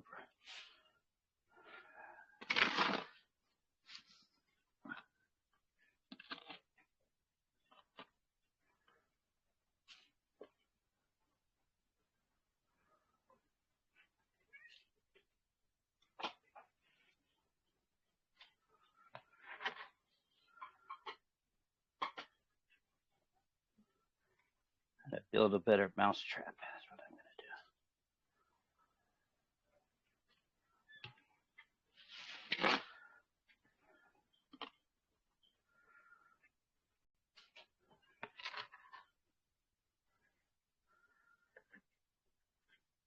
to do. Political domicile is a choice.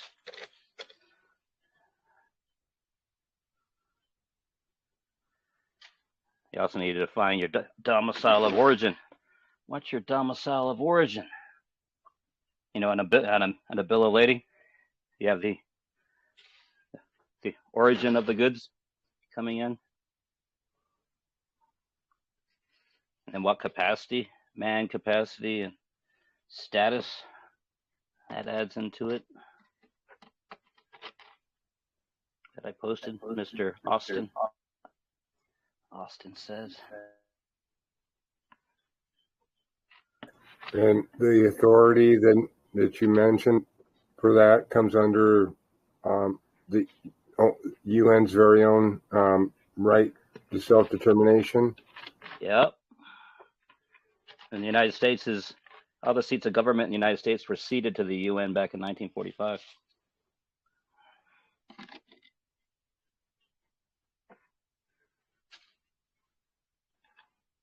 I mean, I suppose if you're going to like point to their documents too, you could also throw in the Atlantic Charter, Article 3, which is, well, let's see here if I got it. I don't really have to justify it. I just, yeah. If I declare it and they honor it, then I have the authority. If they want to give me pushback, then I would have to dig deeper into it. You know, I've been kind of thinking about switching to proclamations instead of declarations, because declarations seems more like in line with war, Warfare. You know, declaration of war. Yeah. But kings also Yep. make declarations, and so I don't know. I'm still kind of conflicted. Are you a sovereign? Well, I mean, you know, if I am, I only know by my works in action, you know. I don't know. You have to find out whether or not you're a sovereign yet. Make that determination. Well, I mean, what's the definition of God in the Oxford? What's the definition of God in the Oxford Dictionary?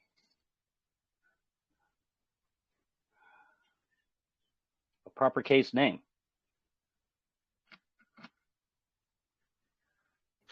I know that. Who created it? That's astounding. I never knew that. Oxford Dictionary says a proper case name is God. That's the definition of God. Wow. Because you're a living man. Inbreathed living soul.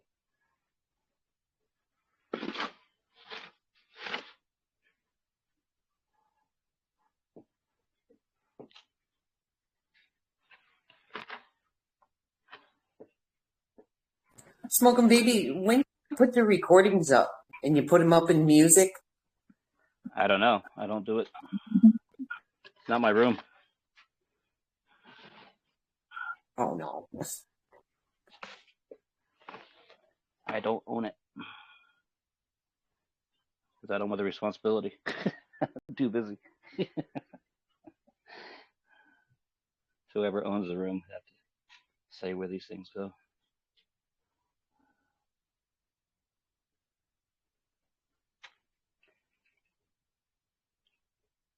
At these FEMA camps and see the Vatican's doing. Man or other animals. Scary. Did anyone find that at desk? YouTube video? Alfred at desk, man or other animals?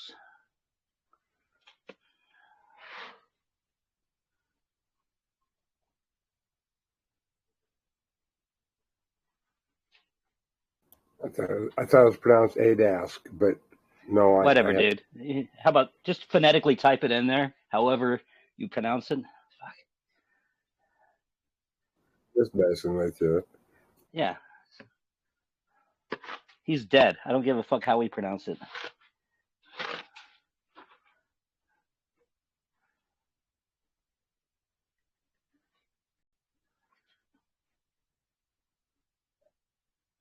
You can still find his website out there on archive.org, though.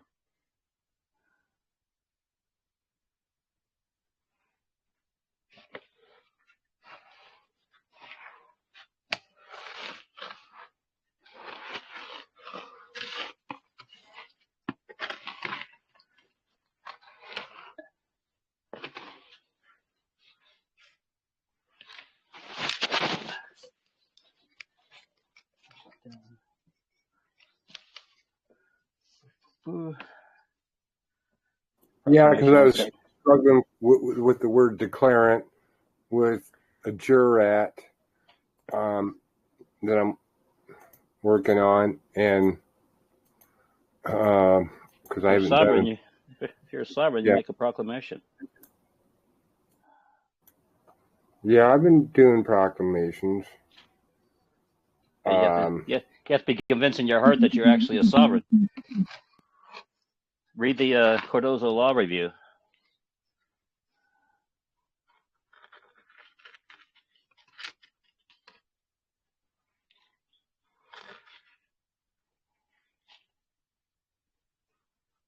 Popular sovereignty. Applies to Australia, too. Commonwealth nations.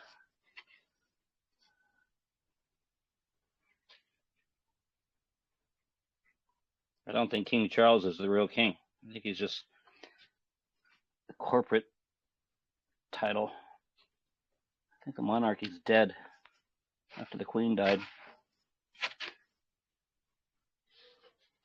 in February of 22.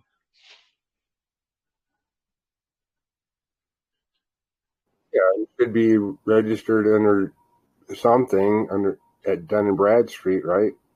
Dun and Bradstreet's for corporations. Yeah, maybe they are. I don't know. They have an LTD system over there in England. I mean, they dissolved Parliament. I mean, there was actually a dissolution of the United Kingdom a while back. Happened. I have to go find it again.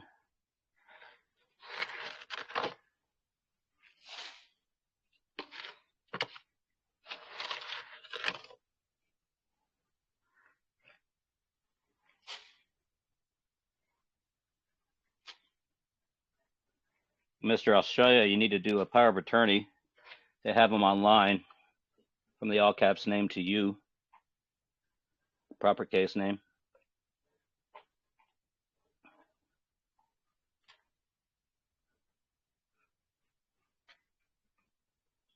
Each state has its own online power of attorney put together. Fill it out. I would do it by hand, personally. Showing that I'm a man. Holographic writing.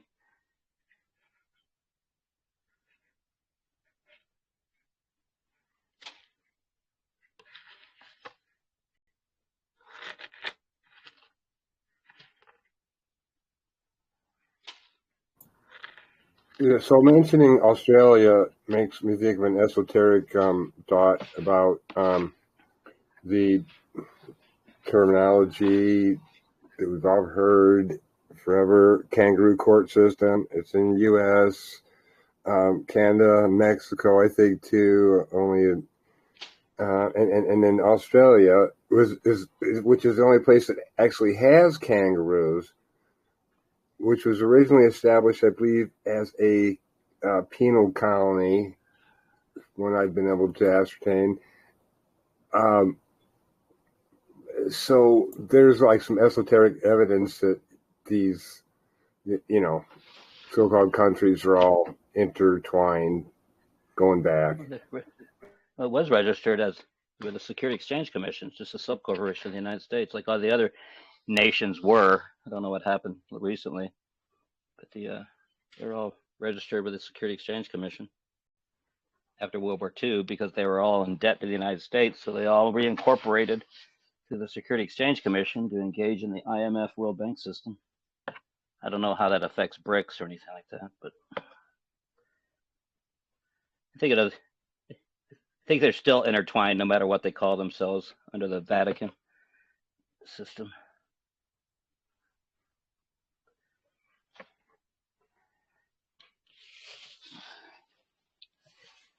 That's pretty good. Okay, it's one. What are you doing? What are you doing? I'm coming over. Man, you guys pooped a lot. Holy crap.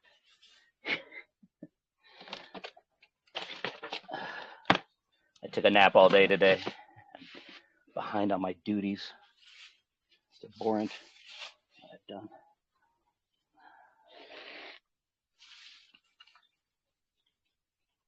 You guys deserve better.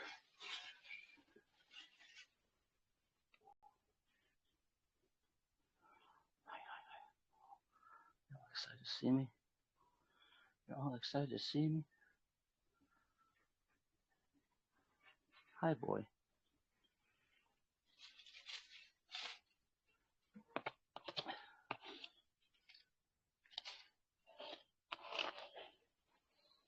I didn't think we fed him this much. Holy crap. One day.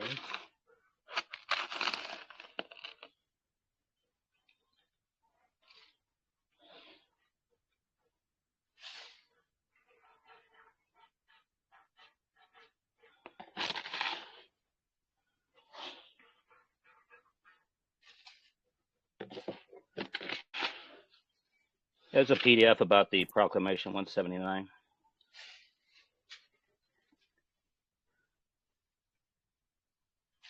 It's all presumption, so we're just rebutting the presumption.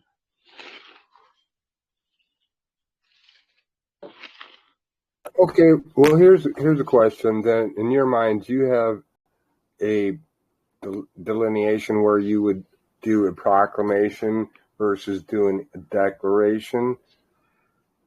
Depends on what capacity you're acting in. Coming in as one of the people, I do a proclamation.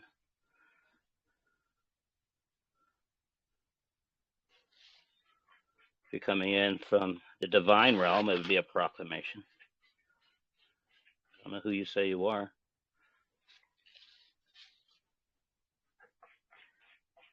Didn't the angels come down and proclaim to Mary and Joseph, make a proclamation?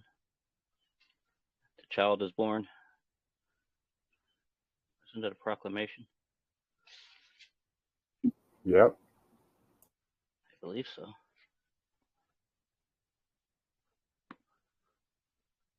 If I'm created in his image, then I take on that attribute.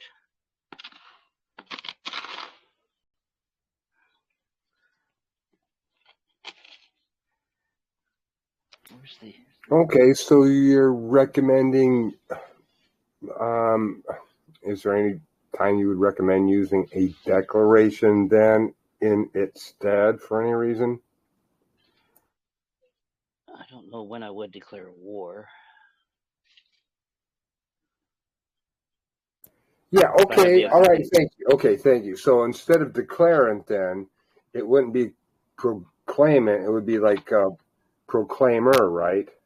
Or a severant, asseveration, a severant, ecclesiastical term. Oh, okay. Can you spell that? You try. Severant, Severant. Put it in Google. See what Google says. Okay. The severant, asseveration.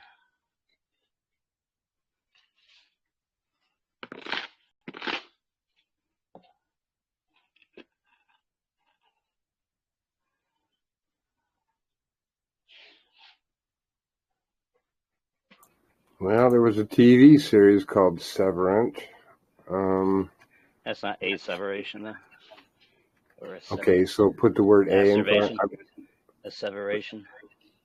Let me try AS. ASS. ASS. Okay, hey, let me try that. When you have two S's, it makes. Okay, no N. It's ASSEVERATE. Severate and asseveration, yeah. But the two S's, it keeps the A short and not hard.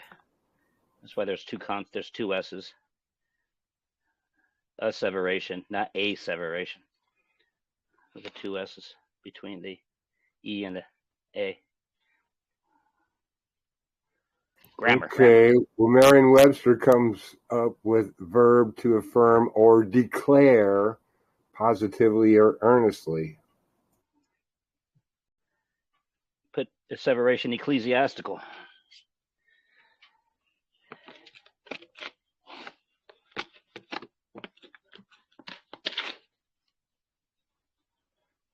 It's an ecclesiastical term.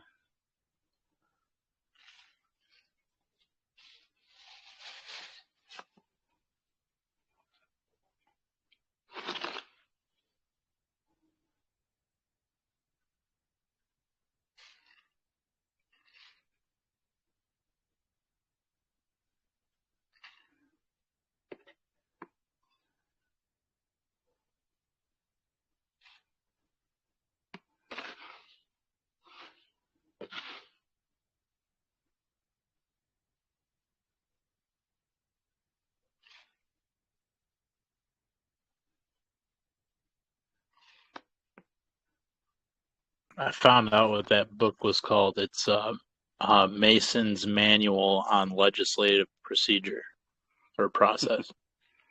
Fucking Masons. Sitting around circle jerking each other.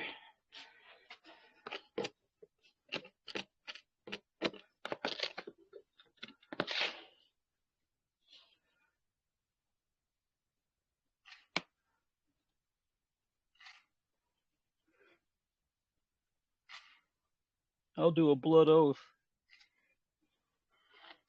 So much for Christ, huh? They do a blood oath.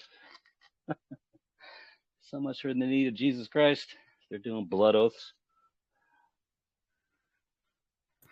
I think the closest to ecclesiastical I'm coming up with search derivations is, well, DuckDuckGo is etymology. I just should have went to etymology in the first place, but it does say affirm positively or solemnly from Latin. That going back, so they must have like added declare into it, like yeah, to give people to something to hang, keep the belligerent something to hang on to. Oh, like a declaration.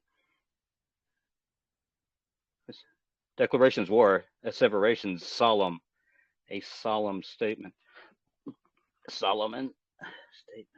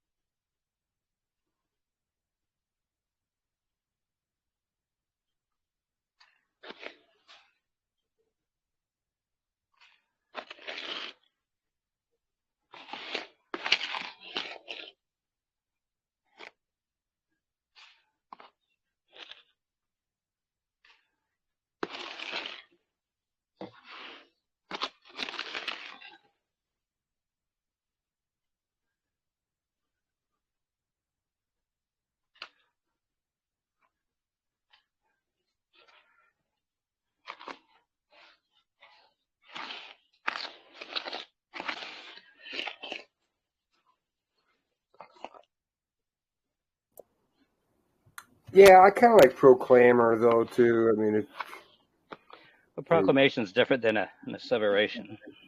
Yeah. I guess you could proclaim your domicile. Asseveration's a self-statement.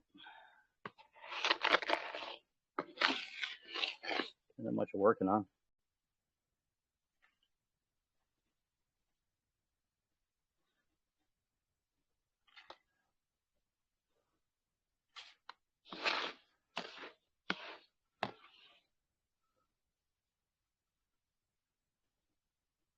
You could always ask AI to use asseverate in a sentence, use asseveration in a sentence, see what kind of things it puts together.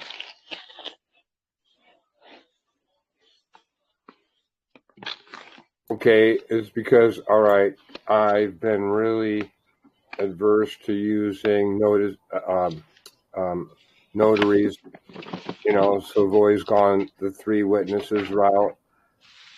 All right, and coming into some things where I'm going to have to use a notary, or just not going to work in that system. And so I came about this notice at the bottom of your jurat, you know, where the notary, you and her sign or him, and notice, use of notaries for identification purposes only and shall not be construed against declarant as adhesion, indicia, or submission to any foreign, domestic, or municipal jurisdiction or public venue. And so I was struggling with that word declarant in that notice, but I like everything else, including Isn't the notary declaring something?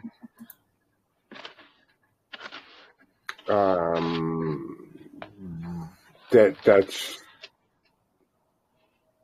the you know, live man that made the signature. I don't know what is your idea of a jurat? It's a witness, right? Yeah, the notary's putting her seal on it. This is form of a declaration, isn't it? The notary has to defend it, what they've done. The notary does something wrong, they have to go defend in a warfare court.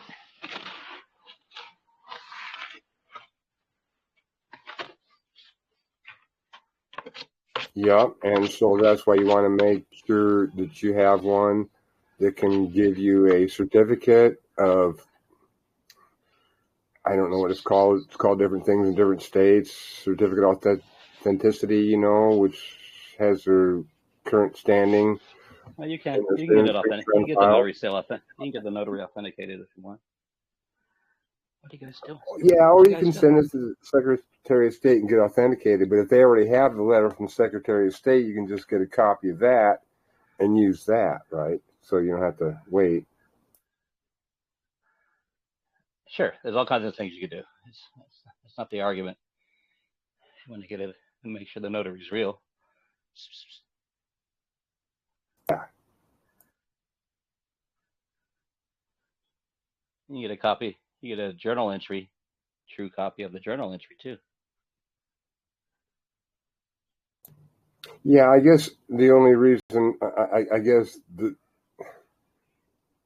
know, now that I think about it, is that I'm struggling over it because it is like, you know, a war term, but you need a notary to go into commerce anyways, right? I mean, so it is, you're in war, so you just come in as a king and be a declarant, I guess. Well, it depends on. I don't know what you're trying to do. I don't know what you're trying to accomplish. So whether or not you're at war or whatever. I'm just getting ready to send out some notices that are asking some key individuals, you know, if they have a written delegated power of attorney or any lien on said estate. Do a UCC 11. search for a lien.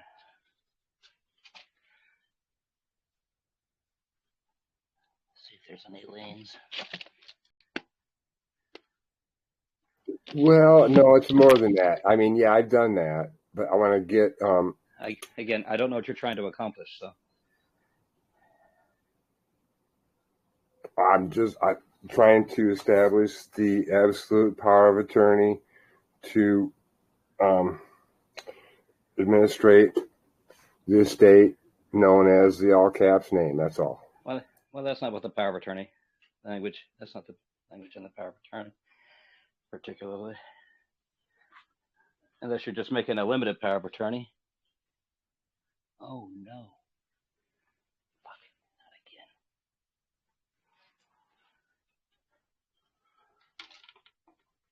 again. No, I'm just asking them if they've got a greater claim than me over that estate, or there's any liens, etc. Right? I mean, just a very simple statement. I just want to know definitively.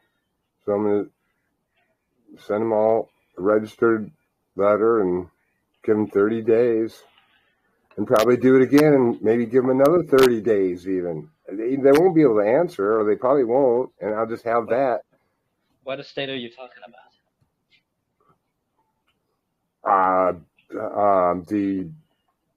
Basically the count number on the long form birth certificate, which is like the grand poobah of all securities. All securities derived from that one, right? No. There's a maritime lien under Article 1, Section 9, but I wouldn't even worry about it. You would just get it authenticated and acknowledge and accept the grant of the full faith and credit number.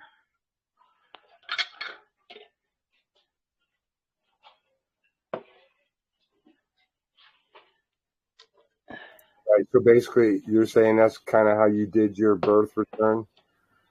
No, the birth return is not the birth certificate. The birth return is a separate document.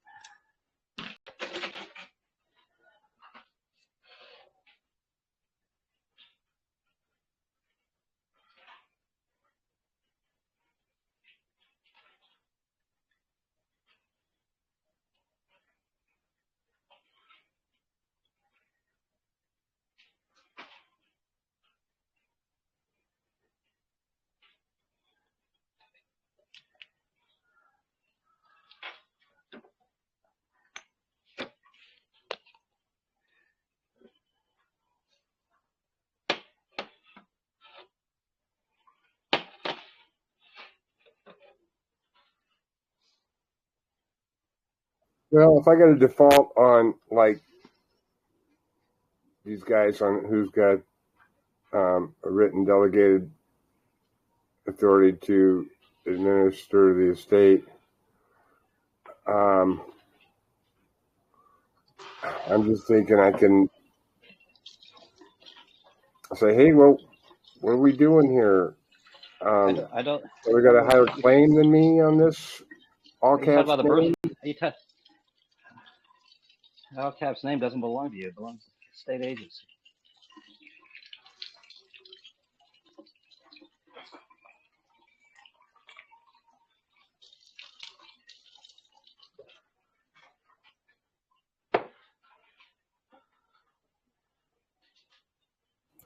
Yeah, but okay, so the long form birth certificate though is evidence of a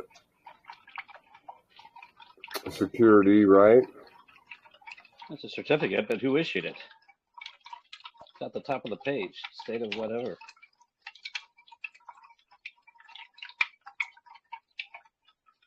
Right, which is basically the United States, you know, no matter how you slice it.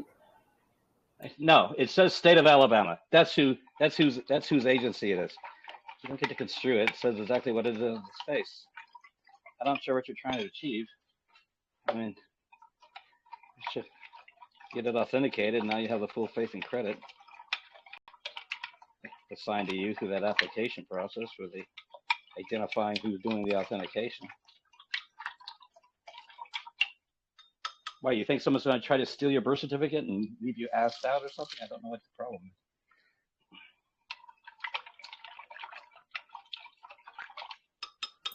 No, I just, all right, somebody's tapping into those funds, as administering that estate. Who cares? It's not It's their me. system. As long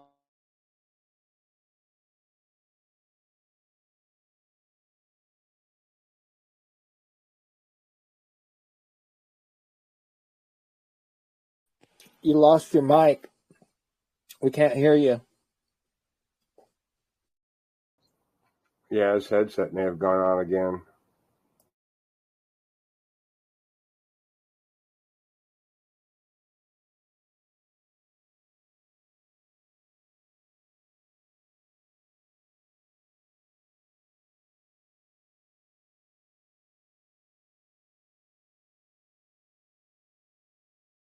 So is the chat done for tonight?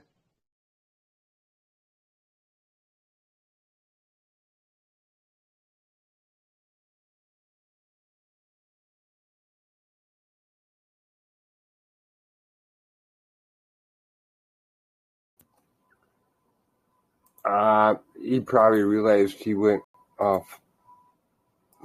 so he may have had to take care of his cats for a minute. He may come back, he may not. I don't know. I can't say. Who knows? Appreciate that. No, I was in for most of it, but I had to step away myself, and I came back and I saw that he had stepped out.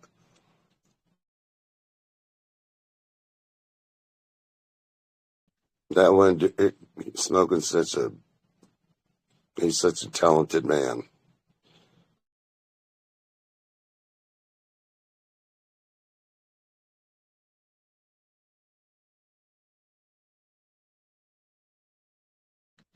Are any of you guys part of the W4 group in here?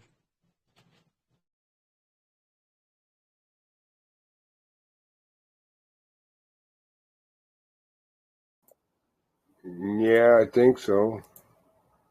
It's the other W4 group, I guess, besides this one. Yeah, W4 and Solid Foundation for Success group. So a while back, I was devastated to hear that Hollywood had passed away. But that we were the original W4 group, and I was going through a move and so forth, and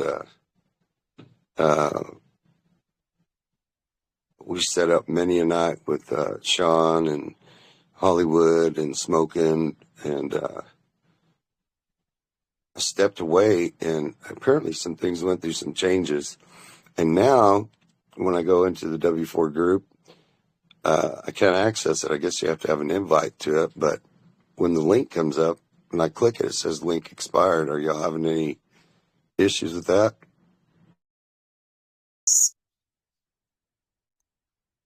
That's been going on for a while.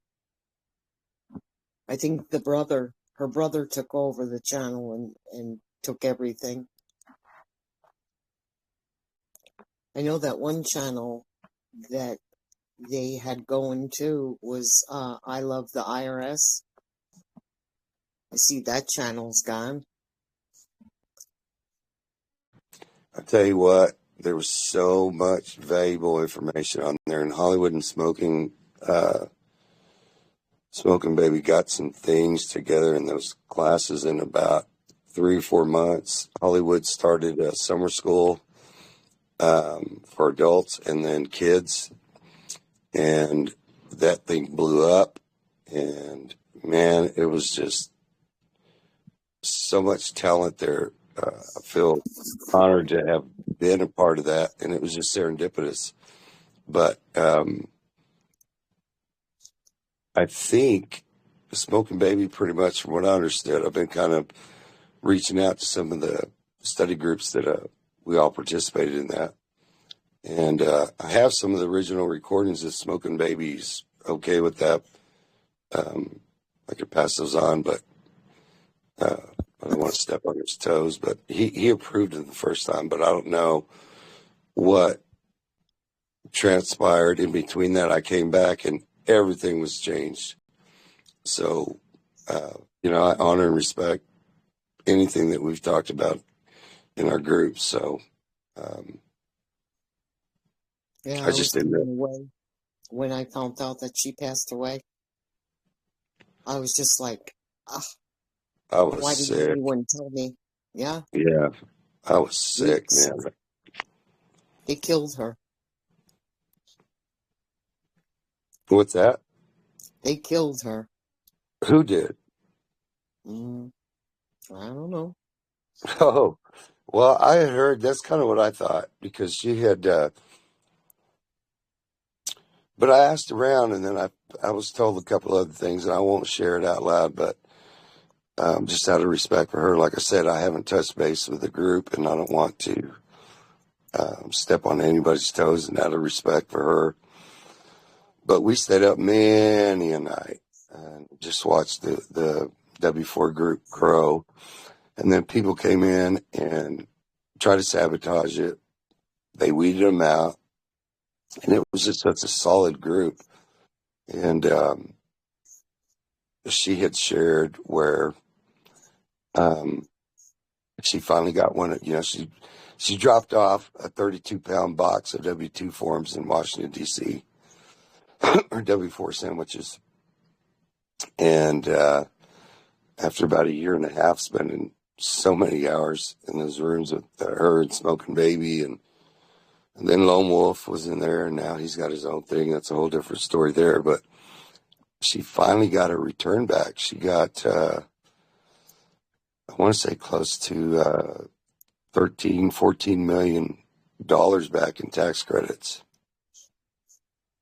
And so she figured it out. And it was, you know, we were high-fiving, man, just like rock on. And she showed the receipts, man, where these companies that some of her credit cards issued refunds with,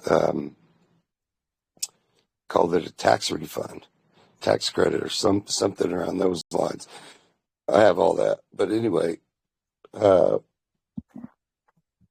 stepped away because as I said, I moved.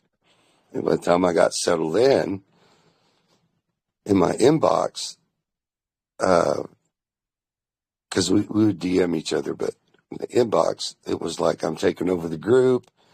And I was like, what? Wait, what? And then it had a link to her memorial. And I was just so sick at the stomach.